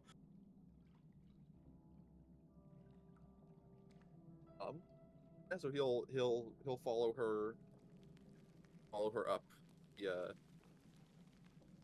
up the path. Okay. Dodging around where he remembers the tripwire for the spears. Oh yeah, Jumping and over she knows where the traps are too, so quickly sidetrack, step over what's left of that body, jump over the two other chasms, and honestly probably comes across as being a little bit more physical prowess than Silenus probably has too, so probably. All right. He'd probably So you actually two lead her a head little bit upstairs, head back up topside, and Xedre and Alfred are taking in the sight of laser tag with small children magical laser tag. I don't know. I guess kind of, yeah. Yeah. Back up top, Kiesel searching for a rat. Coming up empty-handed. You found entry points. You found this awful sight inside this house. I feel like you've, if nothing else, successfully scared most of the rats away in your search.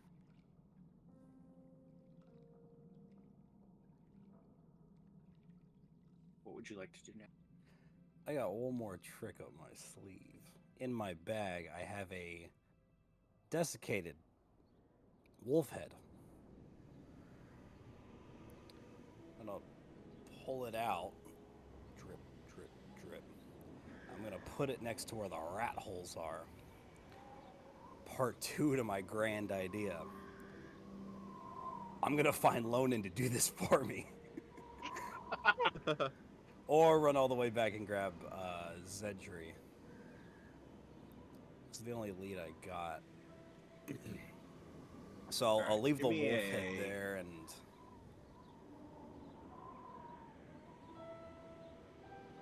Perception or an insight? Go add this one over to it. Definitely insight.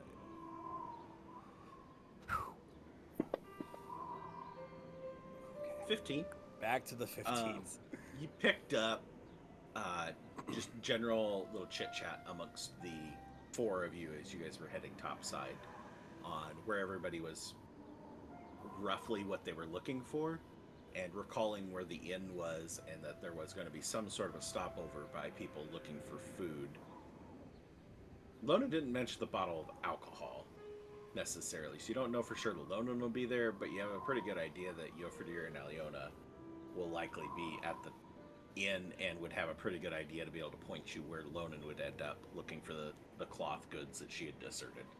So, feel pretty comfortable to head from your House of Horrors over to potentially the Inn of Horrors. We just don't know yet.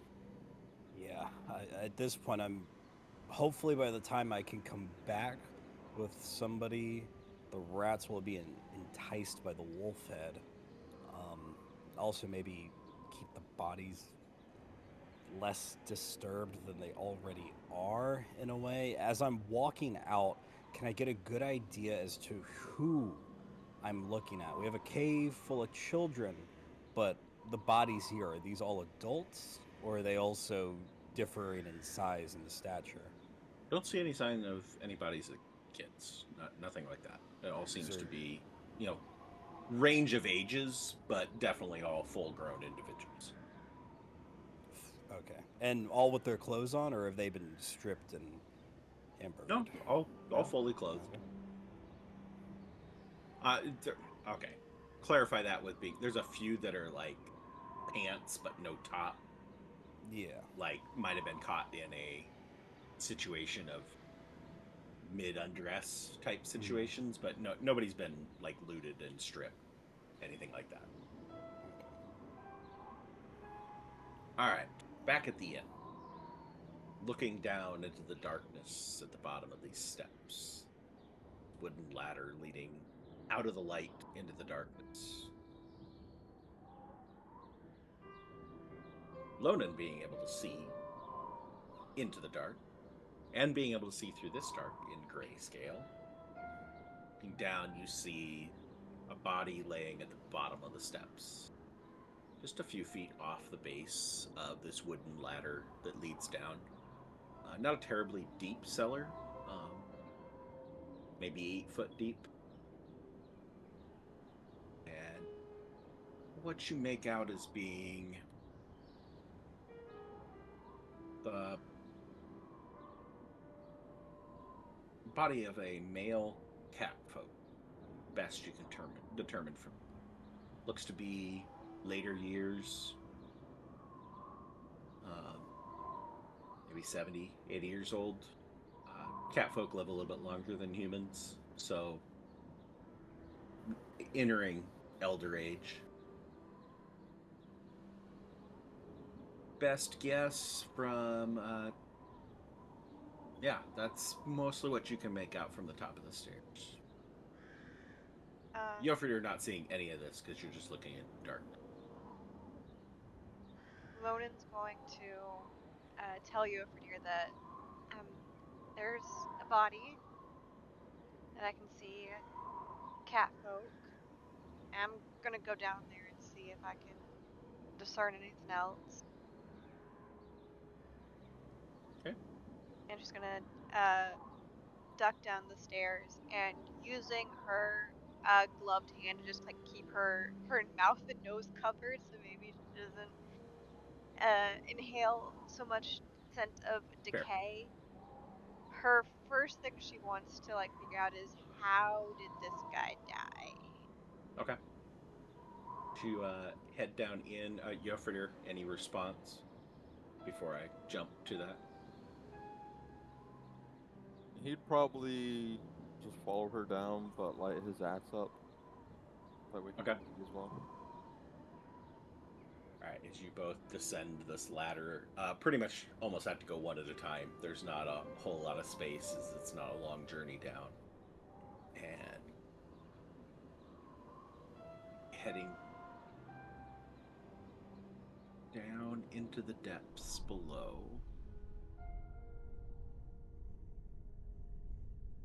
Lonan, give me a con save with advantage. Yofredir, just give me a con save.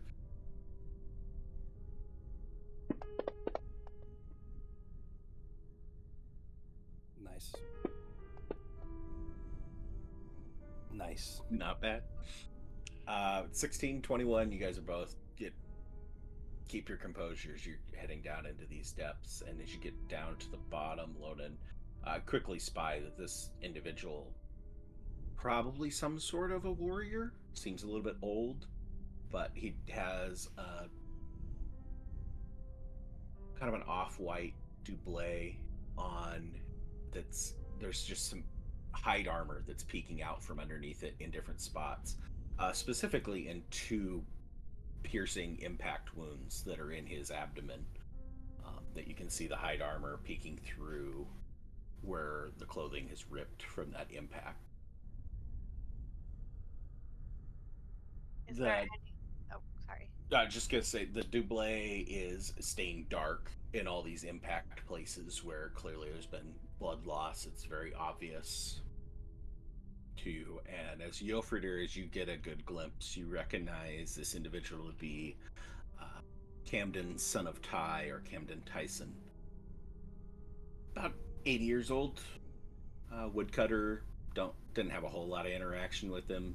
Did his thing, wasn't of any real import in the town. But he did, on occasion, go on the raids with the rest of the men and the women warriors as well.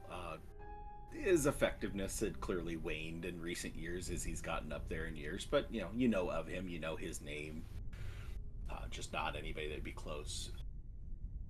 You'd also know that he's not full cat folk, he's half cat folk. Male, catfolk father, human mother. And he has a son that would be a bit older than you, also works at the lumberyard, named Sharon, and a daughter, Kunega, who would be about your sister's age, which is actually probably your strongest tie to this family. It's just this would be somebody that your sister would have grown up with here in town. All right, Loden, you had a question. You said it was 2 piercing impact wounds. Is there any was it any of whatever pierced left behind? Was it like a bolt or an arrow? There's nothing like sticking out of them. No, Okay. like ammunition sticking out, anything like that. I have a question, but I'm not there, so I don't know if I can ask. You'll get there in a little bit. Yeah. I don't even know how to ask this question. The Lord of the Dark.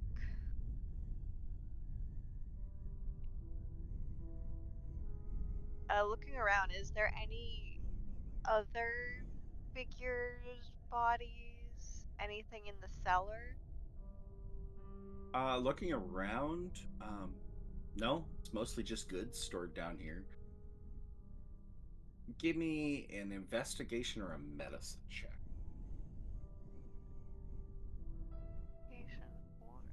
Do investigation. In Jofrider, you can do the same if you so choose. Sure, why not? Like you need to, with Miss can't roll below a 15 over here. He's got it. Jofrider's pretty sure they threw a body down here. Loden quickly surmises that there's a good chance this individual was probably hit and fell down the steps, or potentially crawled down the steps to try and get to some sort of safety. But he is clearly the only figure down here. There's several barrels, small barrels of alcohol, some barrels of some preserved food based off of the simple rough drawings that have been made on the sides of the barrels to indicate what's in them. Again, not a whole lot of reading in this community, so not gonna brand the side with salt. It's going to be some sort of a symbol as best possible. So you're able to quickly, without having to open or break the seal on any of this stuff, be able to surmise that there's some food goods here that may still be good.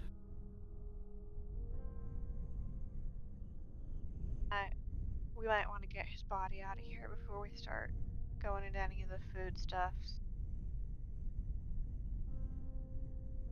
I'll bring him out. Can take a look around. I might go check upstairs real quick.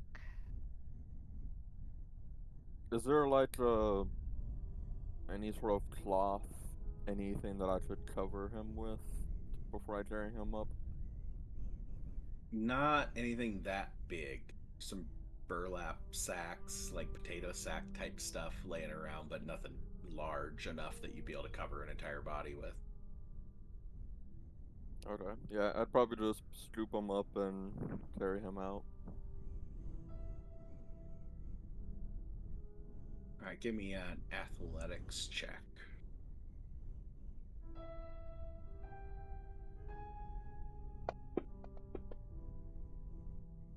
Easily sling him over the shoulder and head on upstairs. As the two of you are making your exit, I presume Lonan first, with Yofrir following behind with the body. About that time, Yofrir hits the top of the stairs with this body slung over his shoulder as Kiesel steps through the door. When Kiesel steps through, Aliona, when they leave, she gets a little spooked, so she just has her, like, an arrow, like, notched in her bow. So when Kiesel steps through, it's like a... the arrow point, oh! Without looking at Aliona, Kiesel's just gonna go, "It's just me. It's okay." And then she hears the commotion of them coming up, and it's like...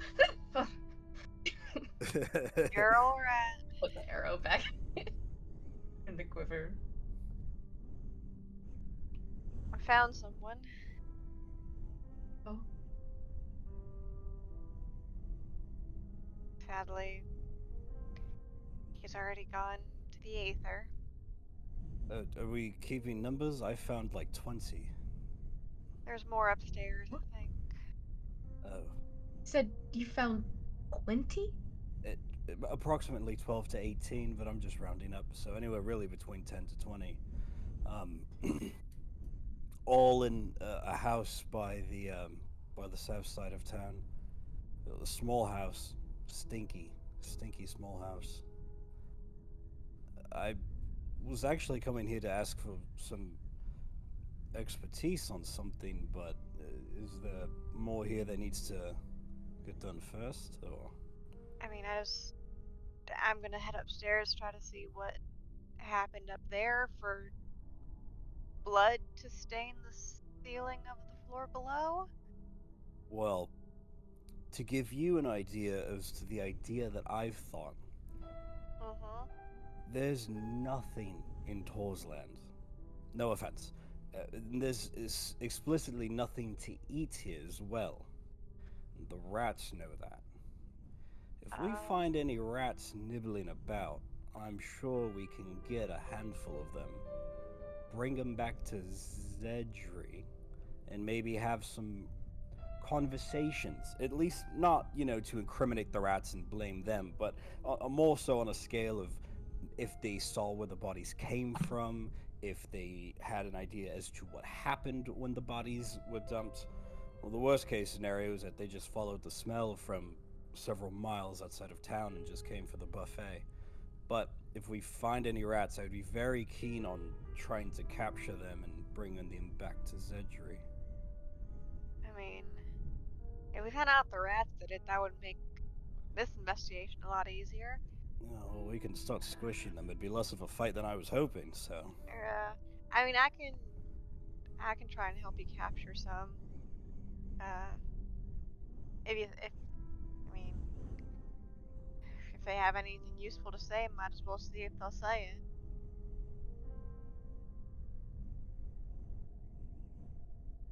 it. It's our only lead for right now until we leave town. Yeah, and God knows what we're gonna find out there. Yeah. And you said it was just one up, or you were about to find more? I'm about to go upstairs. This gentleman was in the cellar. Ooh. I'll join you upstairs then.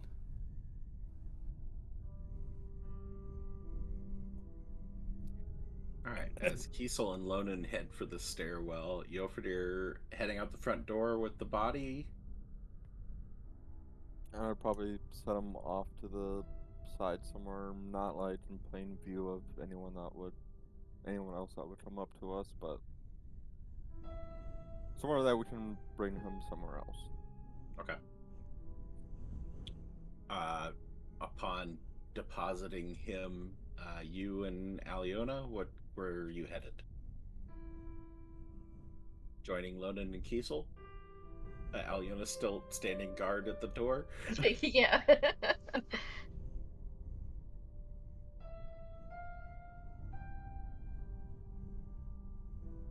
That where Yofredir's going then?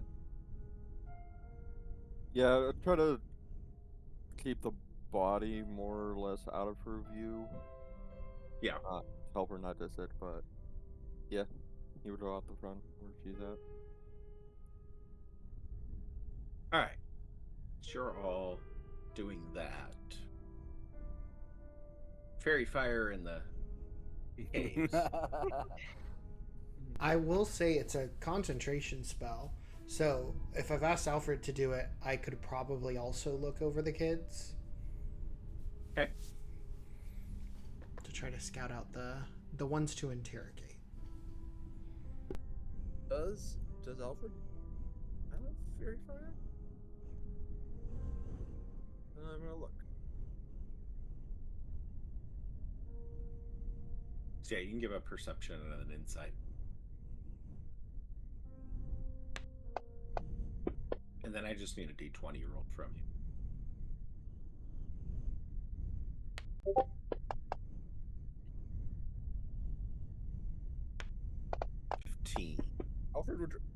Alfred would try and give advantage if he could. I'm not sure if it's at all possible. I think they both rolled, so I think that's probably the extent of things. They technically are, as a combined group, running with advantage. Sure. 15. Okay, so you're trying to read who has greater reactions to seeing the magic versus, so like who seems to be more surprised or caught off guard versus those that are more I've seen this before type stuff. Yeah, I'm trying to look for the ones that are like I've seen this before, possibly Okay. recently, because they might have clues as to what happened for the attack. All right. Roll me d6.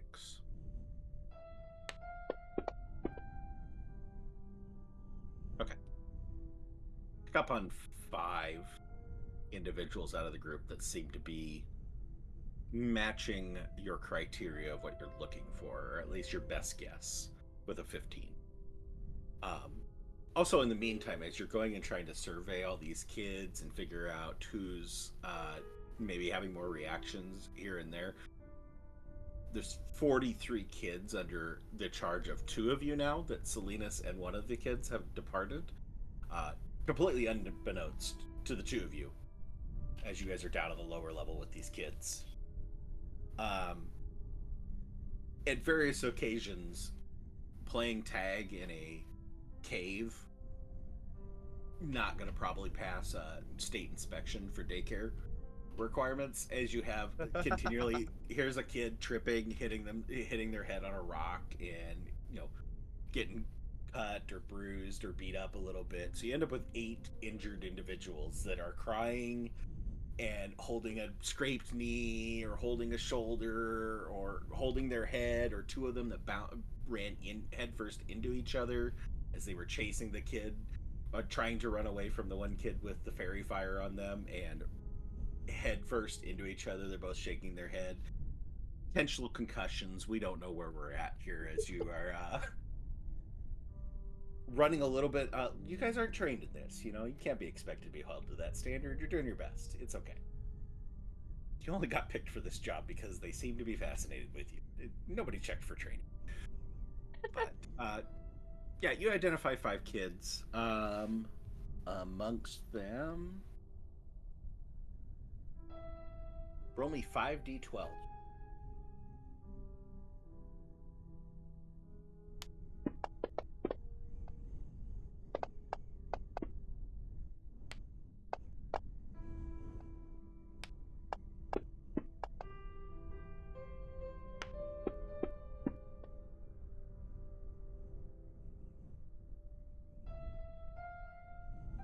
Okay, so there's a male human, a female catfolk, female elf, the one dwarf, male dwarf, and another male human.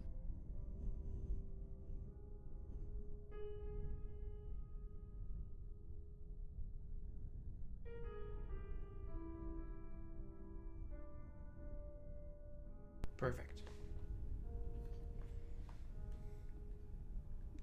Varying ages, you'd guess anywhere from 3 to 12 between all these kids that you pick out.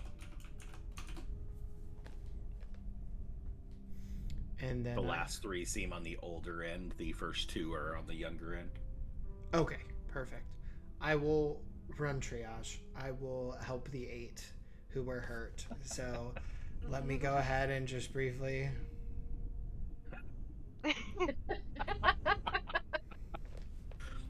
Best use of staff of healing ever. I hope that is sufficient. As long as it's sub 10, listen. But yeah, no, I'll help out those kids. That's plenty of treatment to help them out. It's you get them fixed up. You get this crazy smile as they watch the glow come off the staff and going and healing their wound. They're like, "Oh, we're magic now." So they go and they immediately rejoin the fray, but they think they're it too.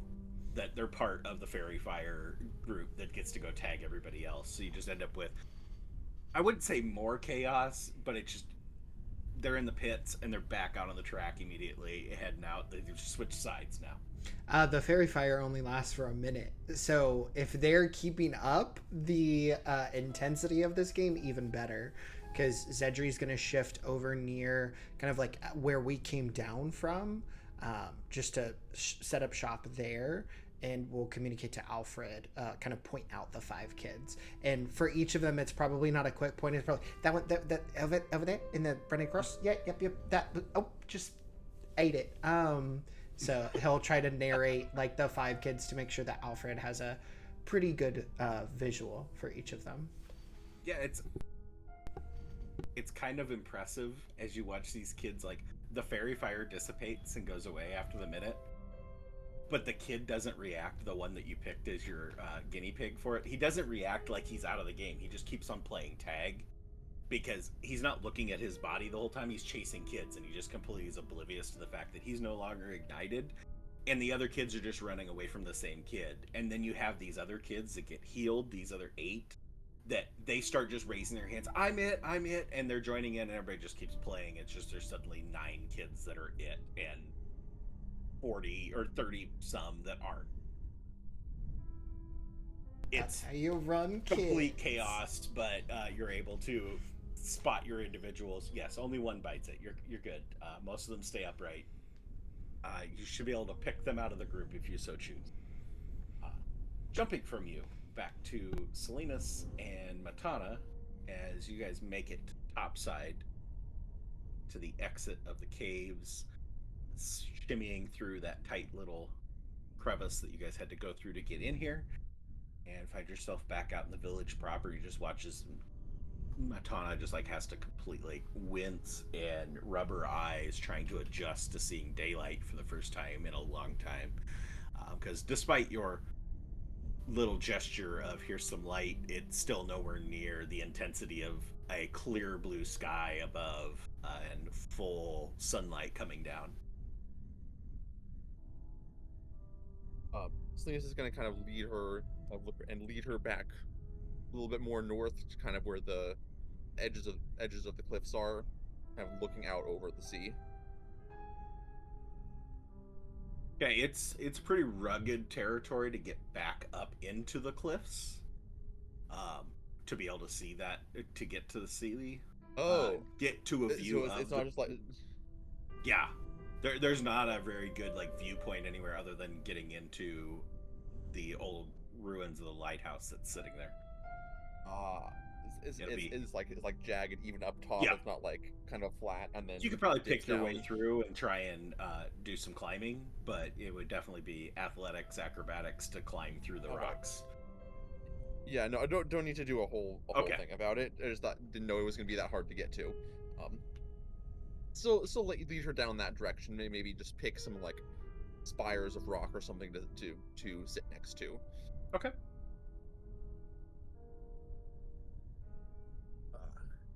She Let's seems sit pretty down. distracted as you're leading her over to the spot you pick out, and she's just kind of looking out at the village and give me an insight. Or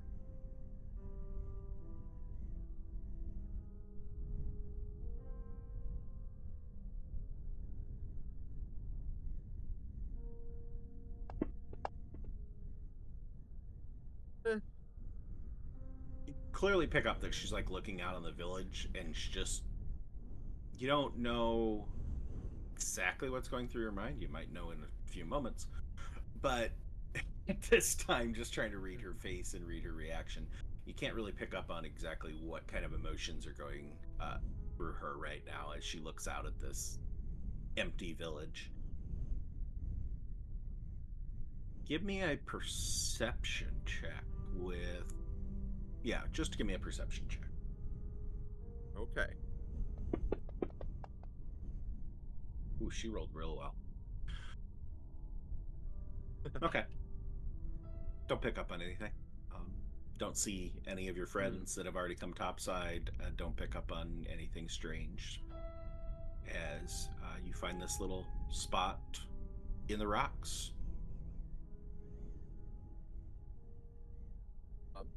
You kind of take a seat and I would gesture for her to sit like so they're like sitting face to face.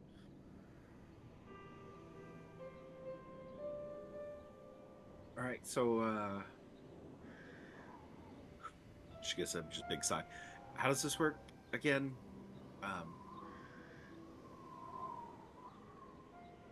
Well, kind of would have said it, so I'm kind of just like looking at the cliffs, at the rocks, and she would be kind of looking back over my shoulders, like back towards the village. Okay.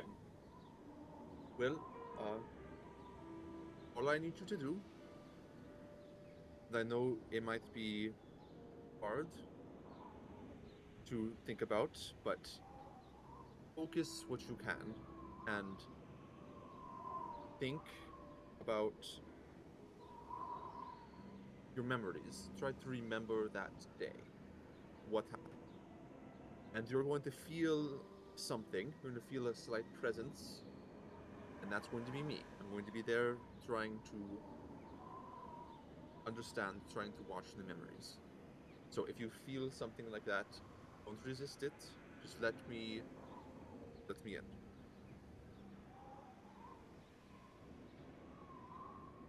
All right. She goes and she closes her eyes. Here goes nothing. Silenus is also going to close his eyes, and he is going to cast Detect Thoughts.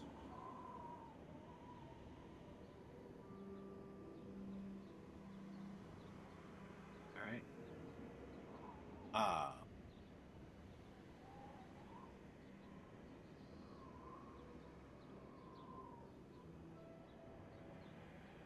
So, surface level thoughts to start with. Sure. Immediately just pick up on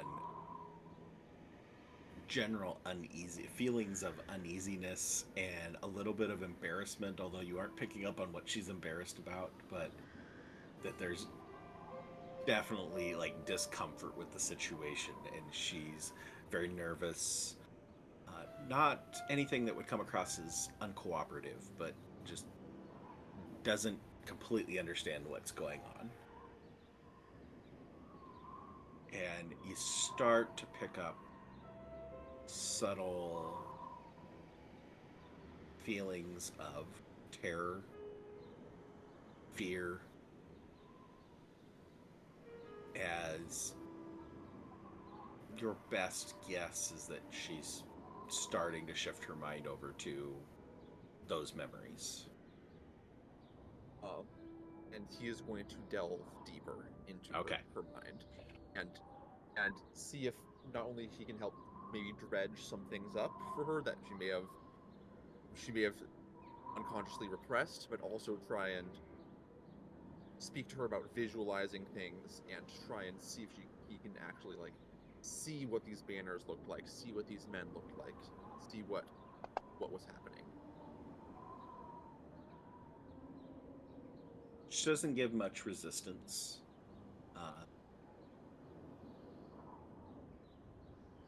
As you're able to push past the subtle emotional state and get back into the actual memories. They're very fractured and chaotic this much time later. You get that very overwhelming presence of fear and concern as you catch glimpses of seeing people fall in the streets, adults, just out of the corner of her eye. It's the briefest of little flashes that you'll catch this person falling, not seeing the source of whatever has forced them to the ground, just somebody falling to the ground, presumably from some sort of an impact. That's pretty clear there. You also see the faces of a lot of familiar children as she guides these individuals, guide these kids back to the caves. And you in particular see two kids that in your corralling of the preschoolers earlier don't look familiar. That these are kids that you did not see down in the caves. One older that it would be safe to presume is maybe this Carwin that has been referenced, and one other one that you can't place the face as being one of the other kids that you saw down below.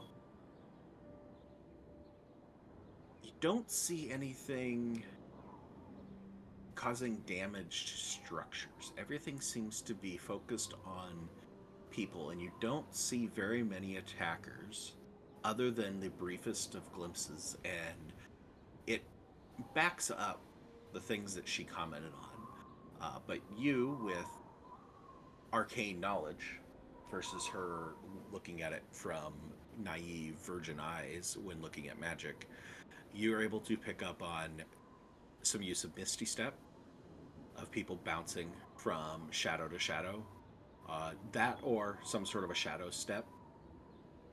But your mind would probably go to Misty Step just being something that would immediately register to you as being at some form of Misty Step.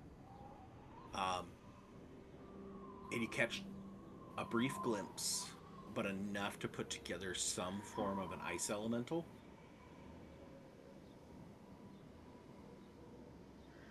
About 10 foot tall, maybe a little bit shorter, about the height of a roof, that she just sees as it swings out at somebody before she turns her attention back to the kid and runs away.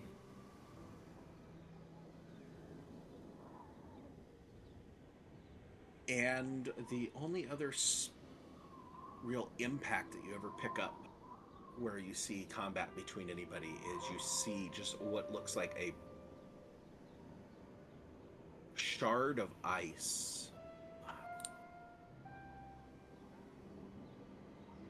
Give me an Arcana check. Sure. And so did I catch sight of any oof. Can I use my inspiration on this one? Yeah.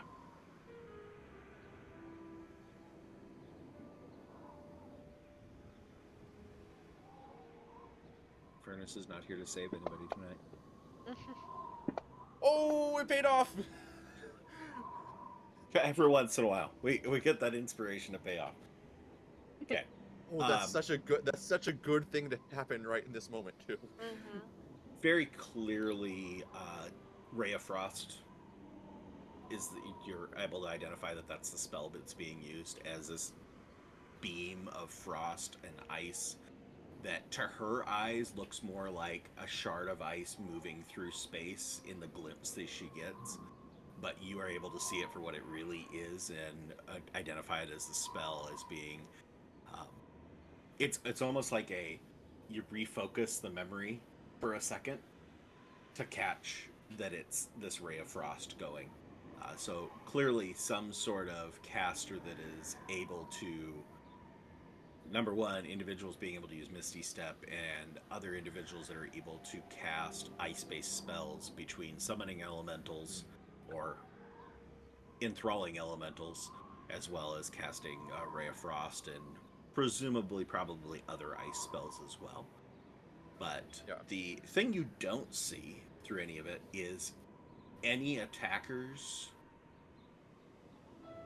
that have any identifiable markings to them.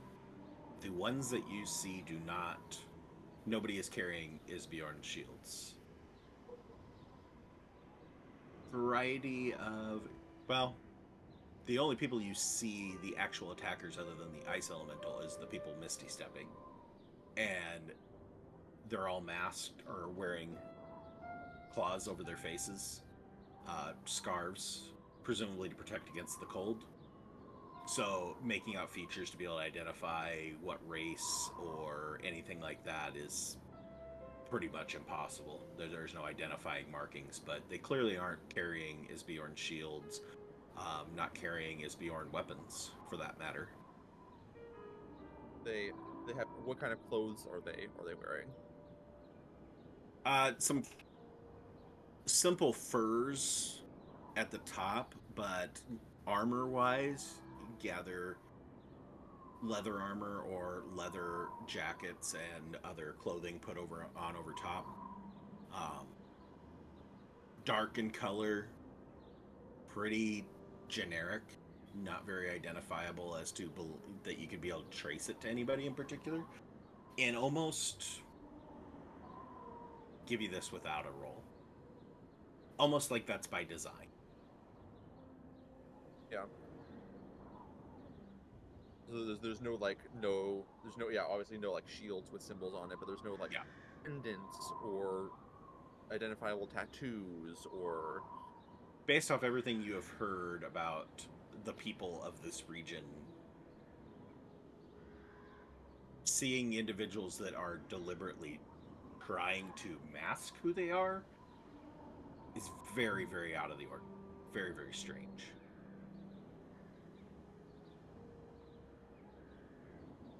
Okay. What? Then that's all I'm able to gather.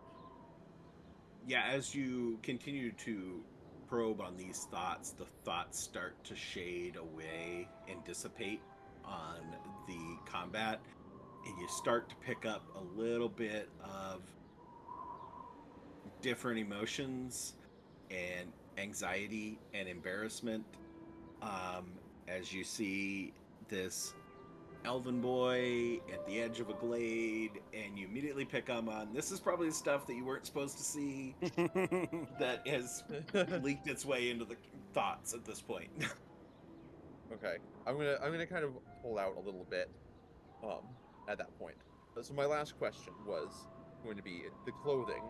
Did it seem similar to the people in the mountaintop fortress that we saw in Dreamers in Shield Key or in the Dream?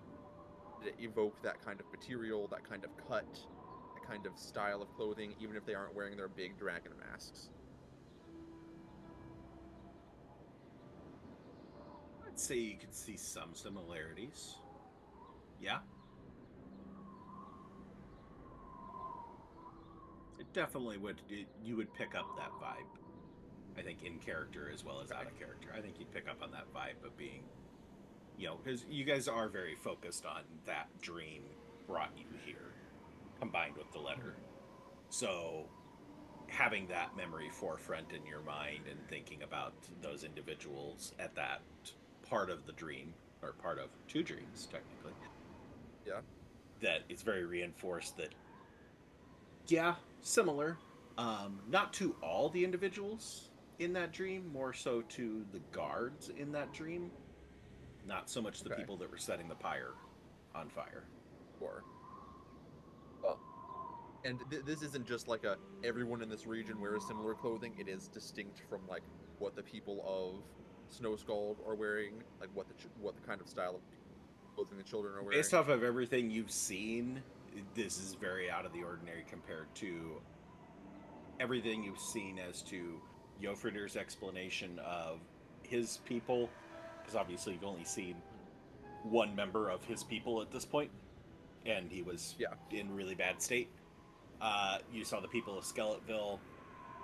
It's far more ornamental and furs and everyday type. Like, they take pride in their clothing, and this is, that clearly designed to be nondescript, fully utilitarian, and not in any sort of trying to show any culture with it. Which, what's Silenus's intelligence score? 14? Yeah, you're smart enough to know that that doesn't match culture. It doesn't match anything that you've been told. It doesn't match anything in Riob. And Riob's kind of a melting pot that doesn't have very much of its own culture anymore. You don't see people just, the nondescript. People still take some pride in picking out clothing that looks good and shows some sort of personality. So it's definitely out of the ordinary.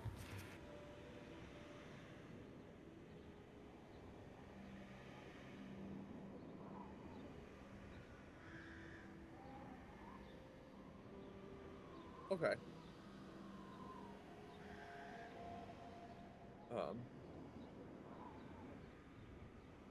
As you open your eyes and see, she's just like blushing and severely concerned. It's like, I tried to focus on the things I was supposed to focus on, and you didn't see anything else, right? You didn't see just the stuff you were supposed to see. You didn't look at anything else. And where she's been fairly stoic and composed this whole time with your arrival and meeting you people and all this stuff, this has been just the worst thing that could happen to her. And this girl's been living in a cave for the last month. No, like I said, I'm a man of my word. It's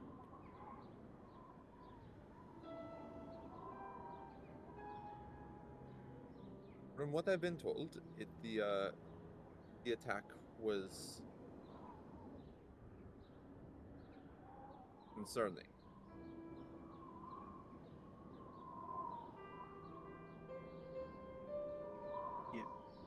Yeah. And everybody's gone. Yes. It wasn't a normal raid, I don't think. I think we could go to the inn. I could use a drink. I think that was a bit much to relive.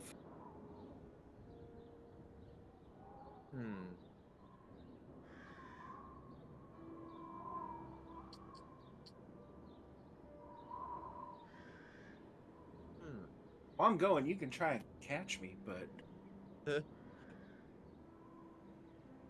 I think you'd be surprised.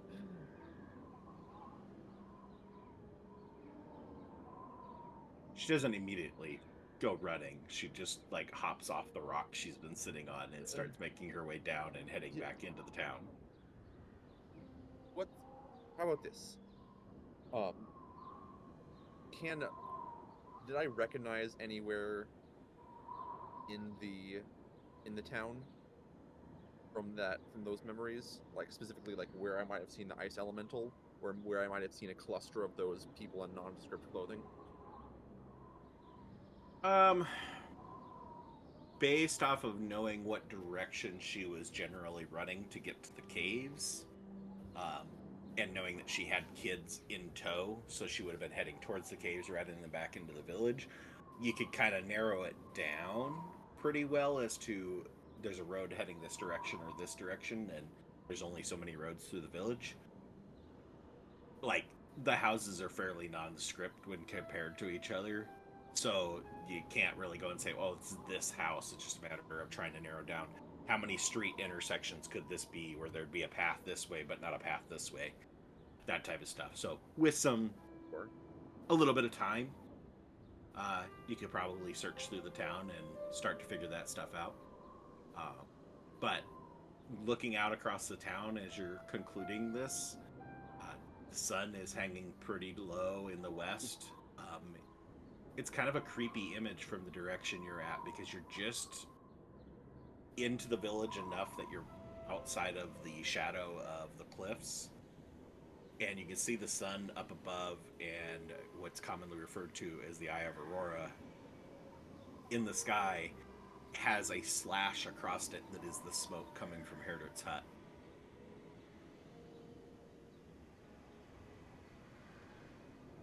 Creepy omen. I think it might be safer if we go back to the caves. I can ask and make sure Yoferdir brings some alcohol back with him. How are you going to check with him without us going to find him? Wouldn't, like you got a carrier pigeon or something? Just like checking your gear to see if you have like a cage for a bird or something. What about that cat you had earlier? Silenus pulls out his book and flips it open, and through you see a page that has a couple different names on it, and he underneath Yoferdir's, he writes a little message. Yoferdir, Matana wanted to ask if you could bring back a little bit of alcohol. I think we could all use some. And I kind of write that out, and then Yoferdir hears that in his mind. And to be clear, I can't respond, correct? You can respond. I can? Right, this is the message spell. Yeah. Gotcha, okay. He probably wouldn't really The body down on the respond. ground. You're hearing this in your head. He wouldn't be responding to Silenus intentionally, but Silenus would probably hear it. But Eliana and Lona would just see him go, oh, Morris is not killing me.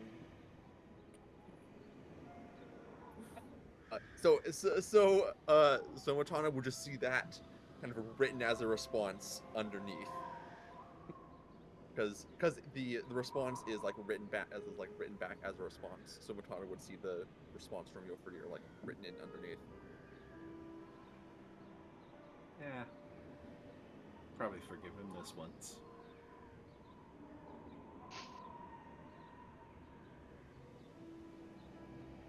I hope so. And the sun is going down, and I would very much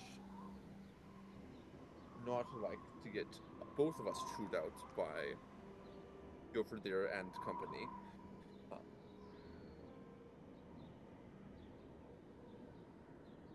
We have some planning to do.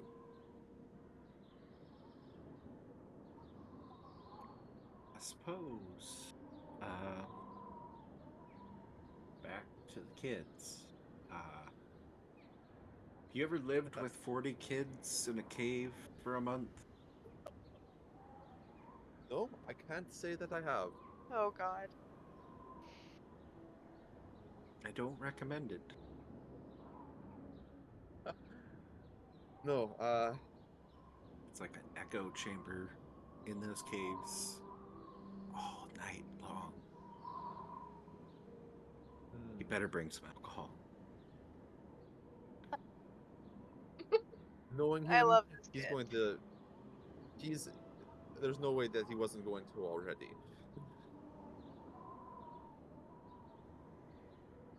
All right, as the two of you start to retreat back into the sea caves, jumping back As to the group at the tavern, at the inn, heading upstairs. That is just Lonan and Kiesel, correct? Yep. Yeah, rat hunters. All right, you reach the top of the stairs. You hit the landing. Like I said, it's like a Western tavern where you got this nice balcony leading out in front that looks over the top of the great room as this big slanting roof comes out in front. So you have a pretty good angle on being able to see Alyona standing in the doorway, Jofridir eventually returning from depositing the body, and you see two doors to your left, with this is all to your right. Guessing that the second door would be approximate location for where you saw the blood stain coming from. Loner will take a deep breath and just push the door open. Door's locked. Kiesel will very quickly behind her as she realizes it is locked, kick the door. All right, give me an athletics.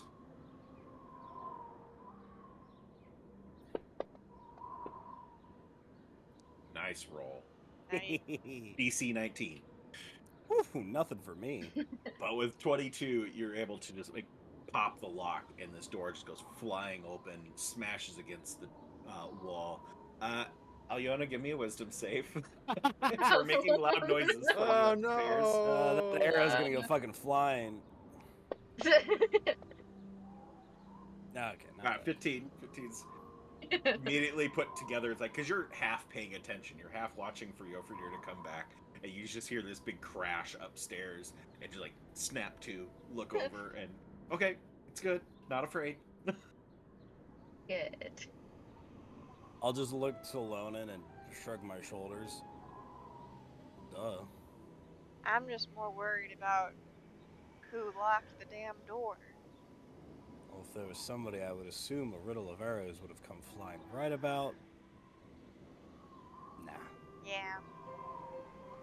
The door sitting wide open, looking into this decent size, medium sized tavern or inn room. It's simple. Two simple beds, one on the left, one on the right, with a small wooden table sitting between them.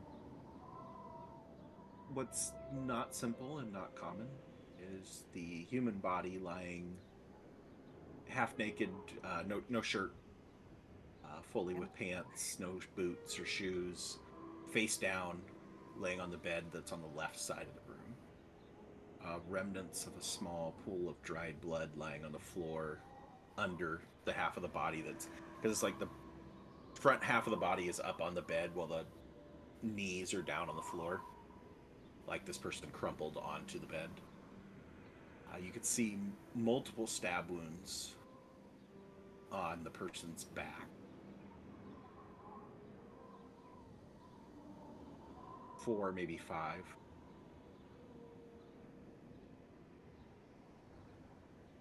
So this is approximately above where Lonan had seen the blood stain that came Yeah. through the ceiling. Yeah, you would draw the connection between the dried pool of blood on the floor and the blood stain on the ceiling underneath.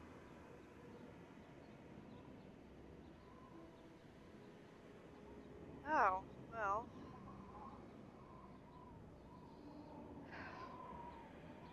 Again with the no shoes, no shirt. The other 20 some odd bodies were either clothed or the missing part of the garments.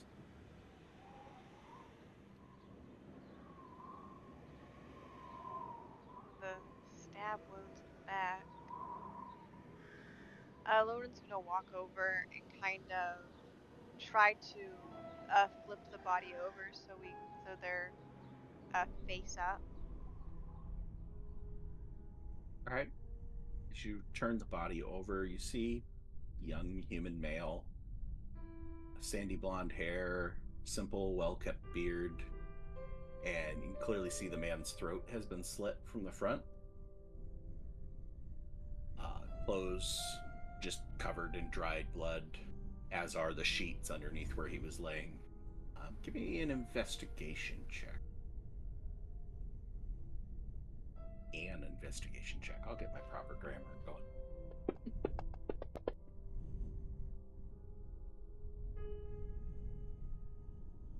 There's clearly... Oh, it's 22. My gosh, Lonan. Crazy rolls tonight. I'm rolling with her. She basically gets advantage. You'd almost guarantee this person has to be related to you over here.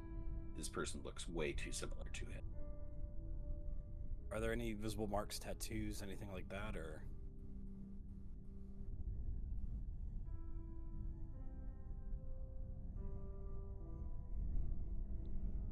Jeff, would your brother have any distinguishing marks or tattoos?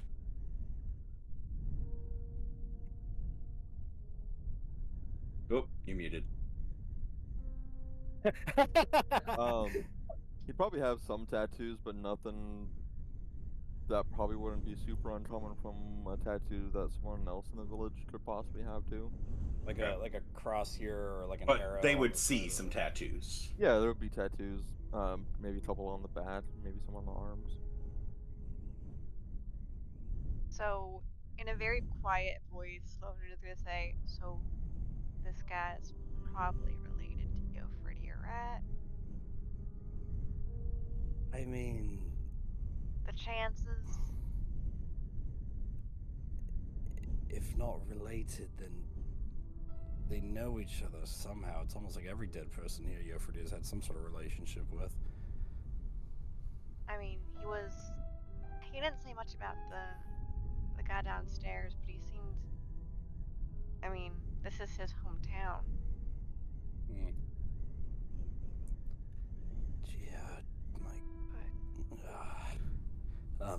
do you hear any squeaks? Does it look like anything's been chewing on him, or? DM does. Give me perception, or no. Do a nature or investigation. I'll do nature. Since we're specifically looking for chewing. 26? No. Looks relative. I mean, aside from the clear injuries on the body, it looks like the body has been relatively undisturbed since falling. I mean, somebody really wanted him dead. I mean, the stab wounds, the slit throat. Are go ahead. those wounds so different from the ones that I had observed, though? Or does it seem pretty canonical? In the bodies that you were able to observe, I mean, obviously without picking through them and everything and inspecting everybody's wounds, you didn't see anybody with a slit throat. That is definitely new. Stab wounds, very, very common. Lots of stab wounds.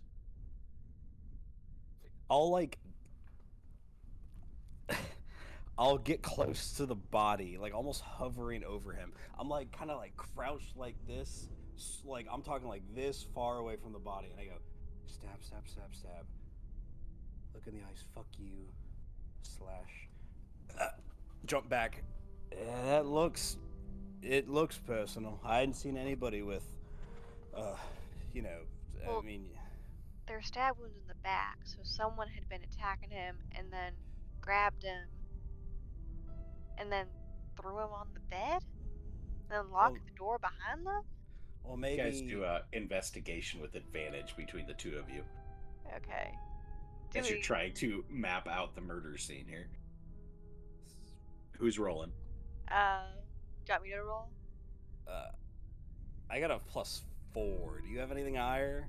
I have a +6 to investigate. Sure!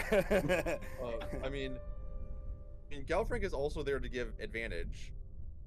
We To give did help advantage. action. We have never Advantage. forgotten about Galfrank. Yeah, Alfred's a Galfrank. great expert at investigating murder scenes too. So Yeah. dirty maybe it was 22. Slit, All right. throw, stab, stab, stab, stab, and then push. With a 22, based off the amount of blood that is on the sheets and inspecting the stab wounds that don't seem to go all the way through, you would guess that the throat slit came first. Yeah. All right. Well, And based off the pattern of the blood, that throat slit with a dirty 22, we'll give this to you. That throat slit probably came with somebody there with this person, probably underneath them. That this person would have been the victim would have been over top the person when the throat slit happened. do you think he was seduced up here and put in a compromised position with his guard down? Not the craziest thing I've heard of. No, it's quite frequent, to be honest, in these certain situations. You'd be surprised how often you find yourselves with a pair of legs and a knife on you. I need to hear more of your stories. Dear gods. Trust me, that's more vanilla than You're talking like you have experience, and I don't want to go into that right now. that's fine with me. Aliona can hear the rest of the stories. She's been more open to learning. I hear them, just not while we're actively standing over a dead body. I know it's when Yofridi had left and we had some downtime after the whole original incident, he had gone back home. They had a retaliatory raid and this and that and whatever. I mean, if his dad was a very important guy, the very important guy, and he's the son of the very important guy, and he's the other son of the very important guy. Ooh, this was sending a message. This sends a big fucking message. Yeah, no, I mean, this whole situation, the piles of bodies, the pile of body you found, the guy in the cellar. I think I would hazard to guess that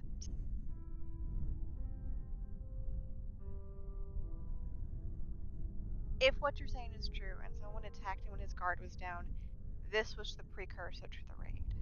Yes. They probably sought out other very important individuals, took them out first, and then once there's nobody capable really to defend the elderly or the children or, any of the rest of the women in the camp, they probably sent whatever spell casters, in and just started cleaning it up. Like I said, I just found 20 bodies in one fucking house. This is a whole village. How many more are we going to find? I mean, we can put this abduction shit to the back of our head. I mean, these people were fucking slaughtered. This was a massacre. I mean, anyone that was taken is, I hate to say it, but they were fucking lucky. I would maybe wager the sister and Yofridi's father to be some that were taken. I would definitely wager Yofridi's father was taken 100%. I would say father, mother, especially if his mother was devotee of Briora. If I remember from the I mean, I'm the only one who can really remember from the tavern. There's Silenus. But it was his father in the mountains somewhere on a big barbecue rack about to be lit on fire. That was the dream we were all from the Oracle. And we had seen that dream originally in the tavern. It wasn't Yofrider's dad when we were in the tavern. I knew that, obviously. No. Let Kiesel cook. Let Kiesel cook. Ronan doesn't know the difference. I'm putting my 11 int to work, man. He's It's So- above average, but damn. You Just guys connecting have- dots and drawing some in. I'm adding my own dots. Do you guys keep getting omens about Yofrider's dad dying?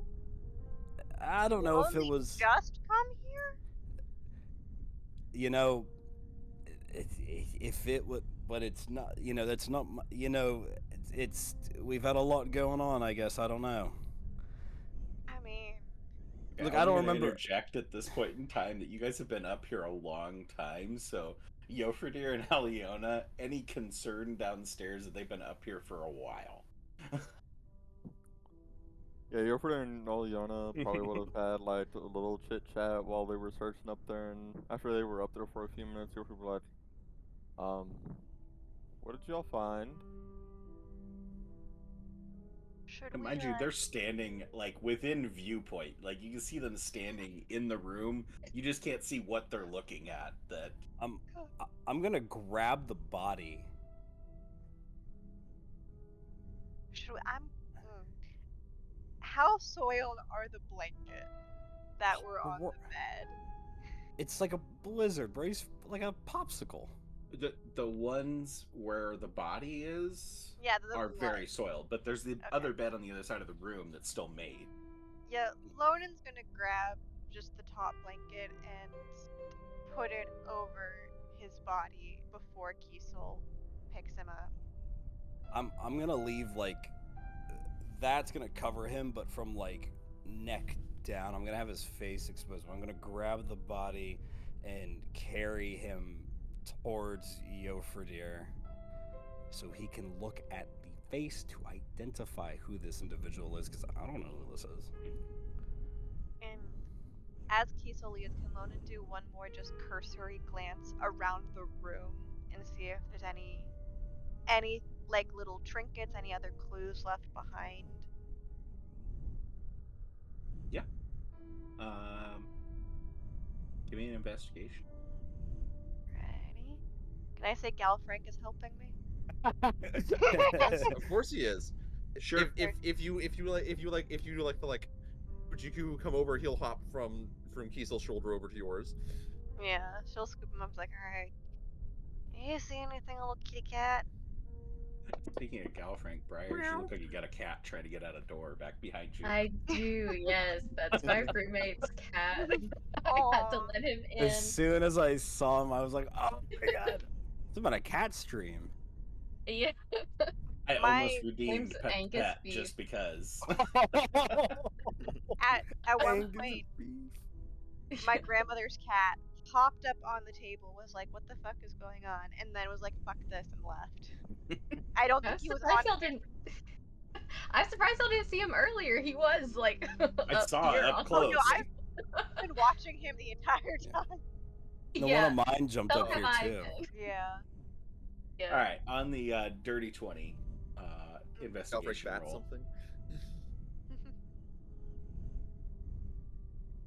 Galfrank's got good senses, so able to help out with trying to track anything in here.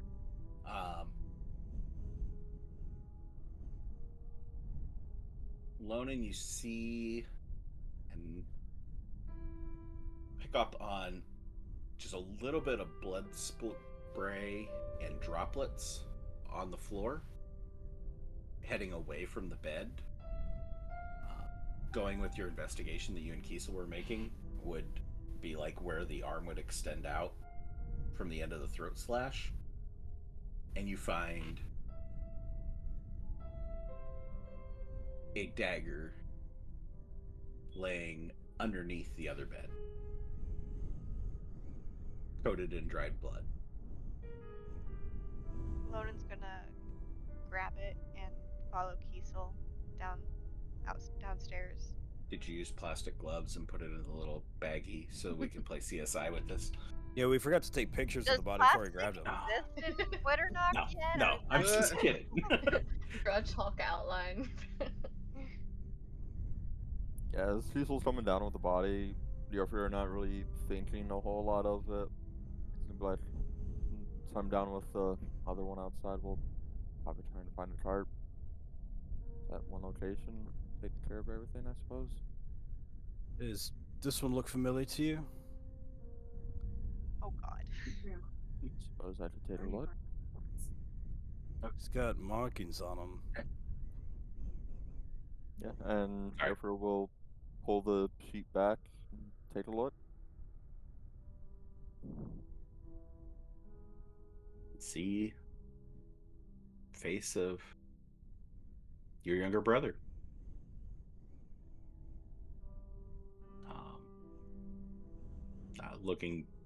Pulling the sheet back, you would see the injury to the neck, not the rest of the wounds, but definitely pick up the same vibe that everybody else was picking up as to some sort of statement or something personal to it, not just caught in the fire. Yeah, he won't really say anything at first, and then he'll be like, I do recognize him. I'll take care of this one. I'll meet you back down in the caves. And he'll try to take the body from Kiesel, start walking out the door. Aliona will follow for deer. This one.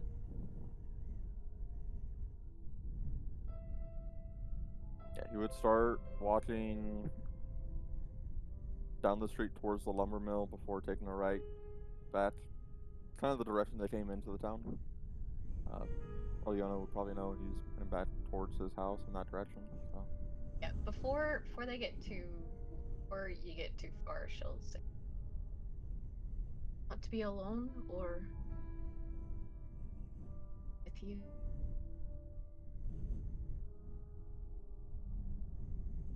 I'd like for you to come with. We'll follow. Good answer. Good answer.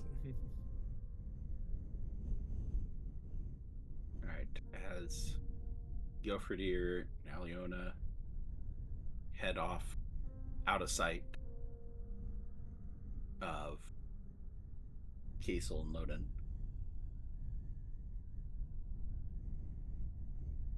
what do Kiesel and Loden do?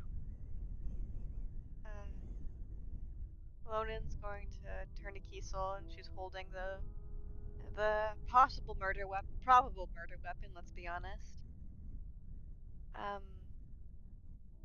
Let's finish gathering some supplies, and maybe we can catch the rat tomorrow.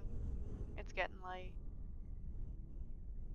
I did leave a Mogrovda head for the rats, so hopefully by the time we come back tomorrow, they're feasting. Maybe they'll have an after feast nap too. I still think our best bet is to hedge it on what the rats saw. I mean, I don't disagree with you. They might give us some information, at least on timing. And there was also this in the room. Is there any identifying marks on the dagger, or is it just pretty nondescript as well? So some etching on the handle. It's not an overly pricey or ornate dagger. It's pretty simple. Wood handled, metal blade, small little guard at the top. Nothing significant to it. But then the wood handle has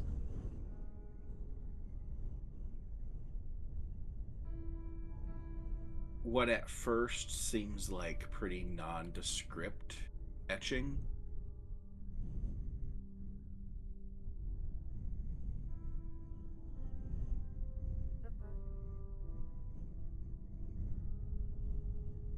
Being a woman of many languages, and putting together a few pieces from here and there. You start to roughly put together that it's something written in Dwarvish, Oh, I speak Dwarvish. I know Dwarvish. but it's not a word. Ooh. Probably a name.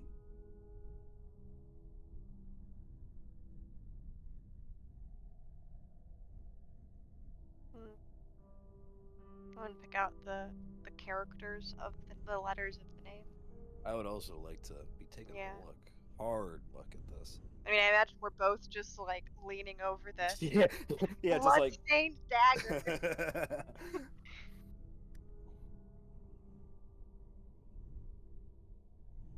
The best you can make out is not very well etched. It's not like it's engraved or anything like that. It's like somebody attempted to scratch their name into their dagger. And the name is, you make out immediately comparing Dwarvish characters into common characters. The letters L, U, V, E, N, I, A. Luvenia. L-O. Can you repeat the letters? L, U, V, E, N, I, A.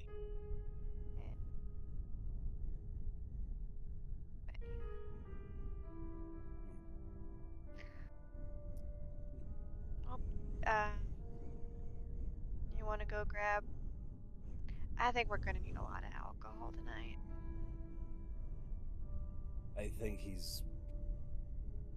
I don't know if he's going to be able to answer any more questions after what we just handed off to him. Who we just handed off to him. I don't think he needs to tonight.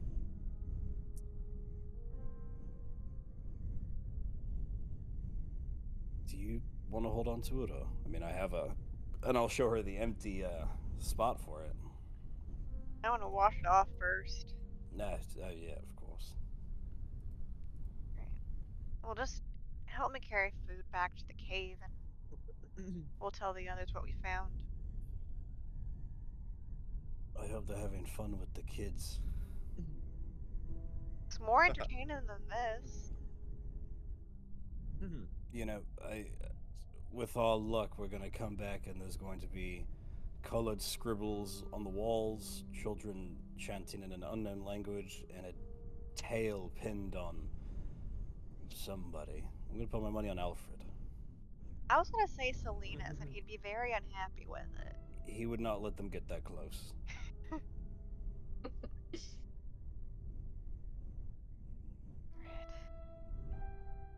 Alright, the two of you gather up the rest of your supplies that you can pilfer from the inn, as well as the stuff that Lonan had already accumulated, and head back to the caves? Or do you wait? I think probably best to head back. Probably best to head back to the caves and then tell Silenus to send Yofredir a message. Let Or them have. Yeah. Kiesel will walk over to Lonan's shoulder and give a quick tap tap scritch scritch and ask Galfrank, keep an eye on Yofredir, and when the time's ready, let him know it's time to come back to the cave. Mm-hmm. Just give him a little bit of space, though.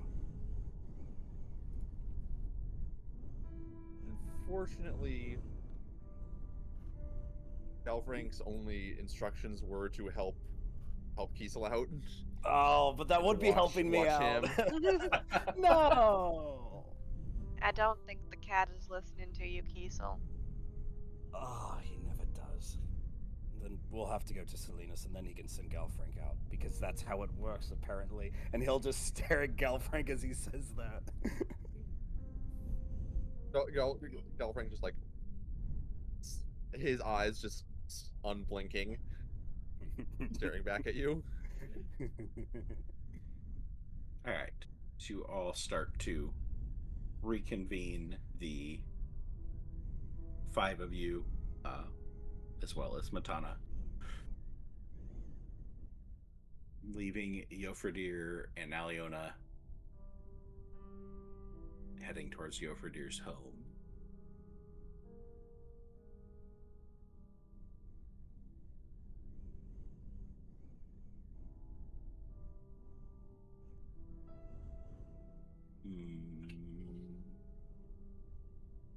Sorry, decision.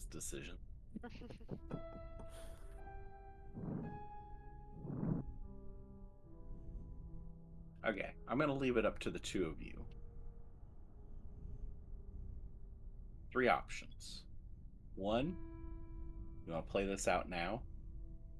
2, play it out at the beginning of next session. Or 3, off screen.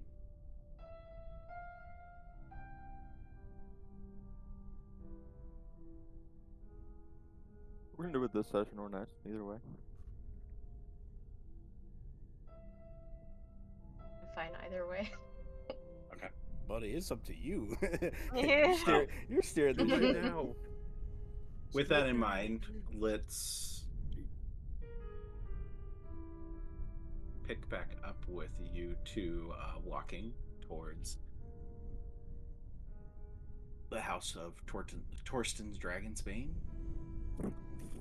Yofredir carrying body of his brother, Aliona right at his side. What do you do as you reach the house?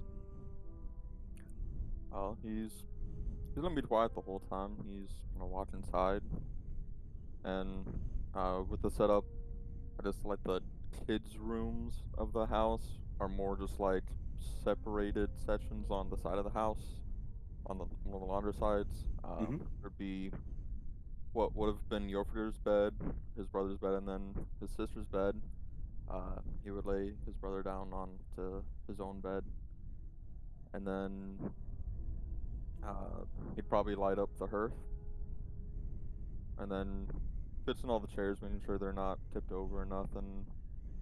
There's probably still cups out there from one of the bottles that he took from the inn. He'd just fill what would be his father's cup, and then everybody else's cup as well. And he would sit in the chair to the right of his father's chair.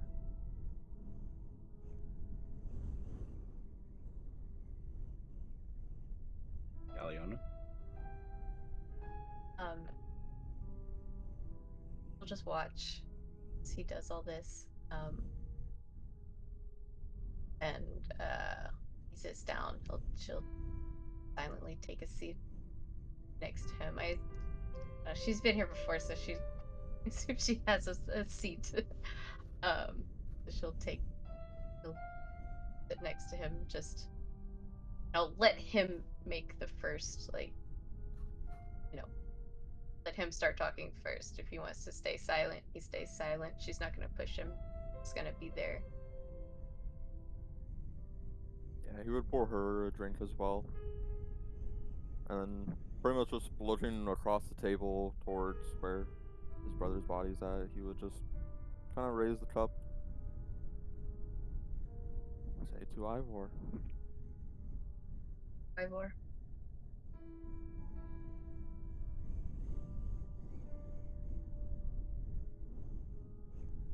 Yeah, he'll just kind of sit there for a little while, let the hearth burn for a little bit.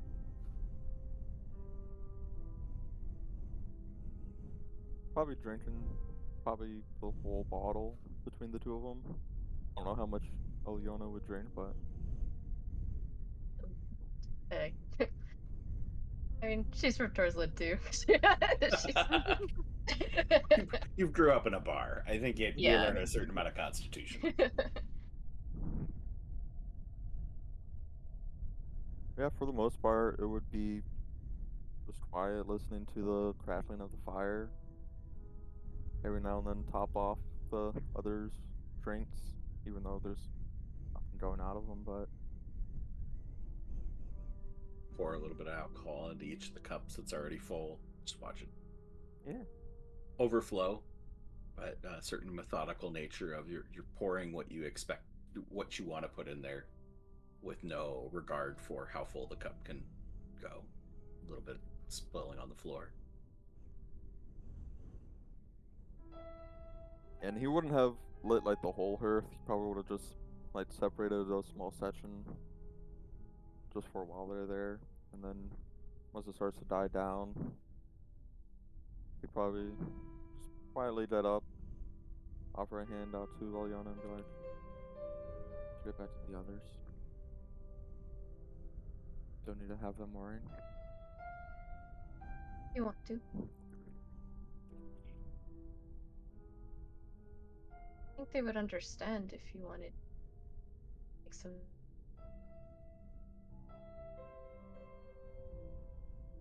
Still plenty of work to do, and we have others to find. He'll take his hand and kiss his hand. Just go on.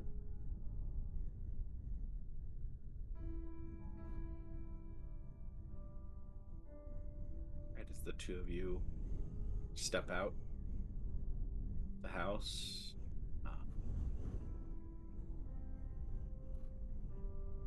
back out into the cold winter air, start making your way back towards the sea caves. Lonely, abandoned town of Snodeskall. Before your arrival, sat vacant, abandoned town with no signs of activity. Now has two small streams of smoke.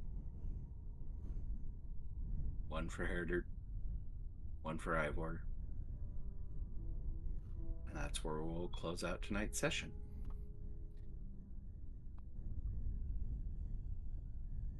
Getting emotional. I'm trying not to cry, and I did the whole damn thing. I knew what was coming. Oh, I did the God. damn thing. I Yeah. made it. I wrote that. Oh. All right.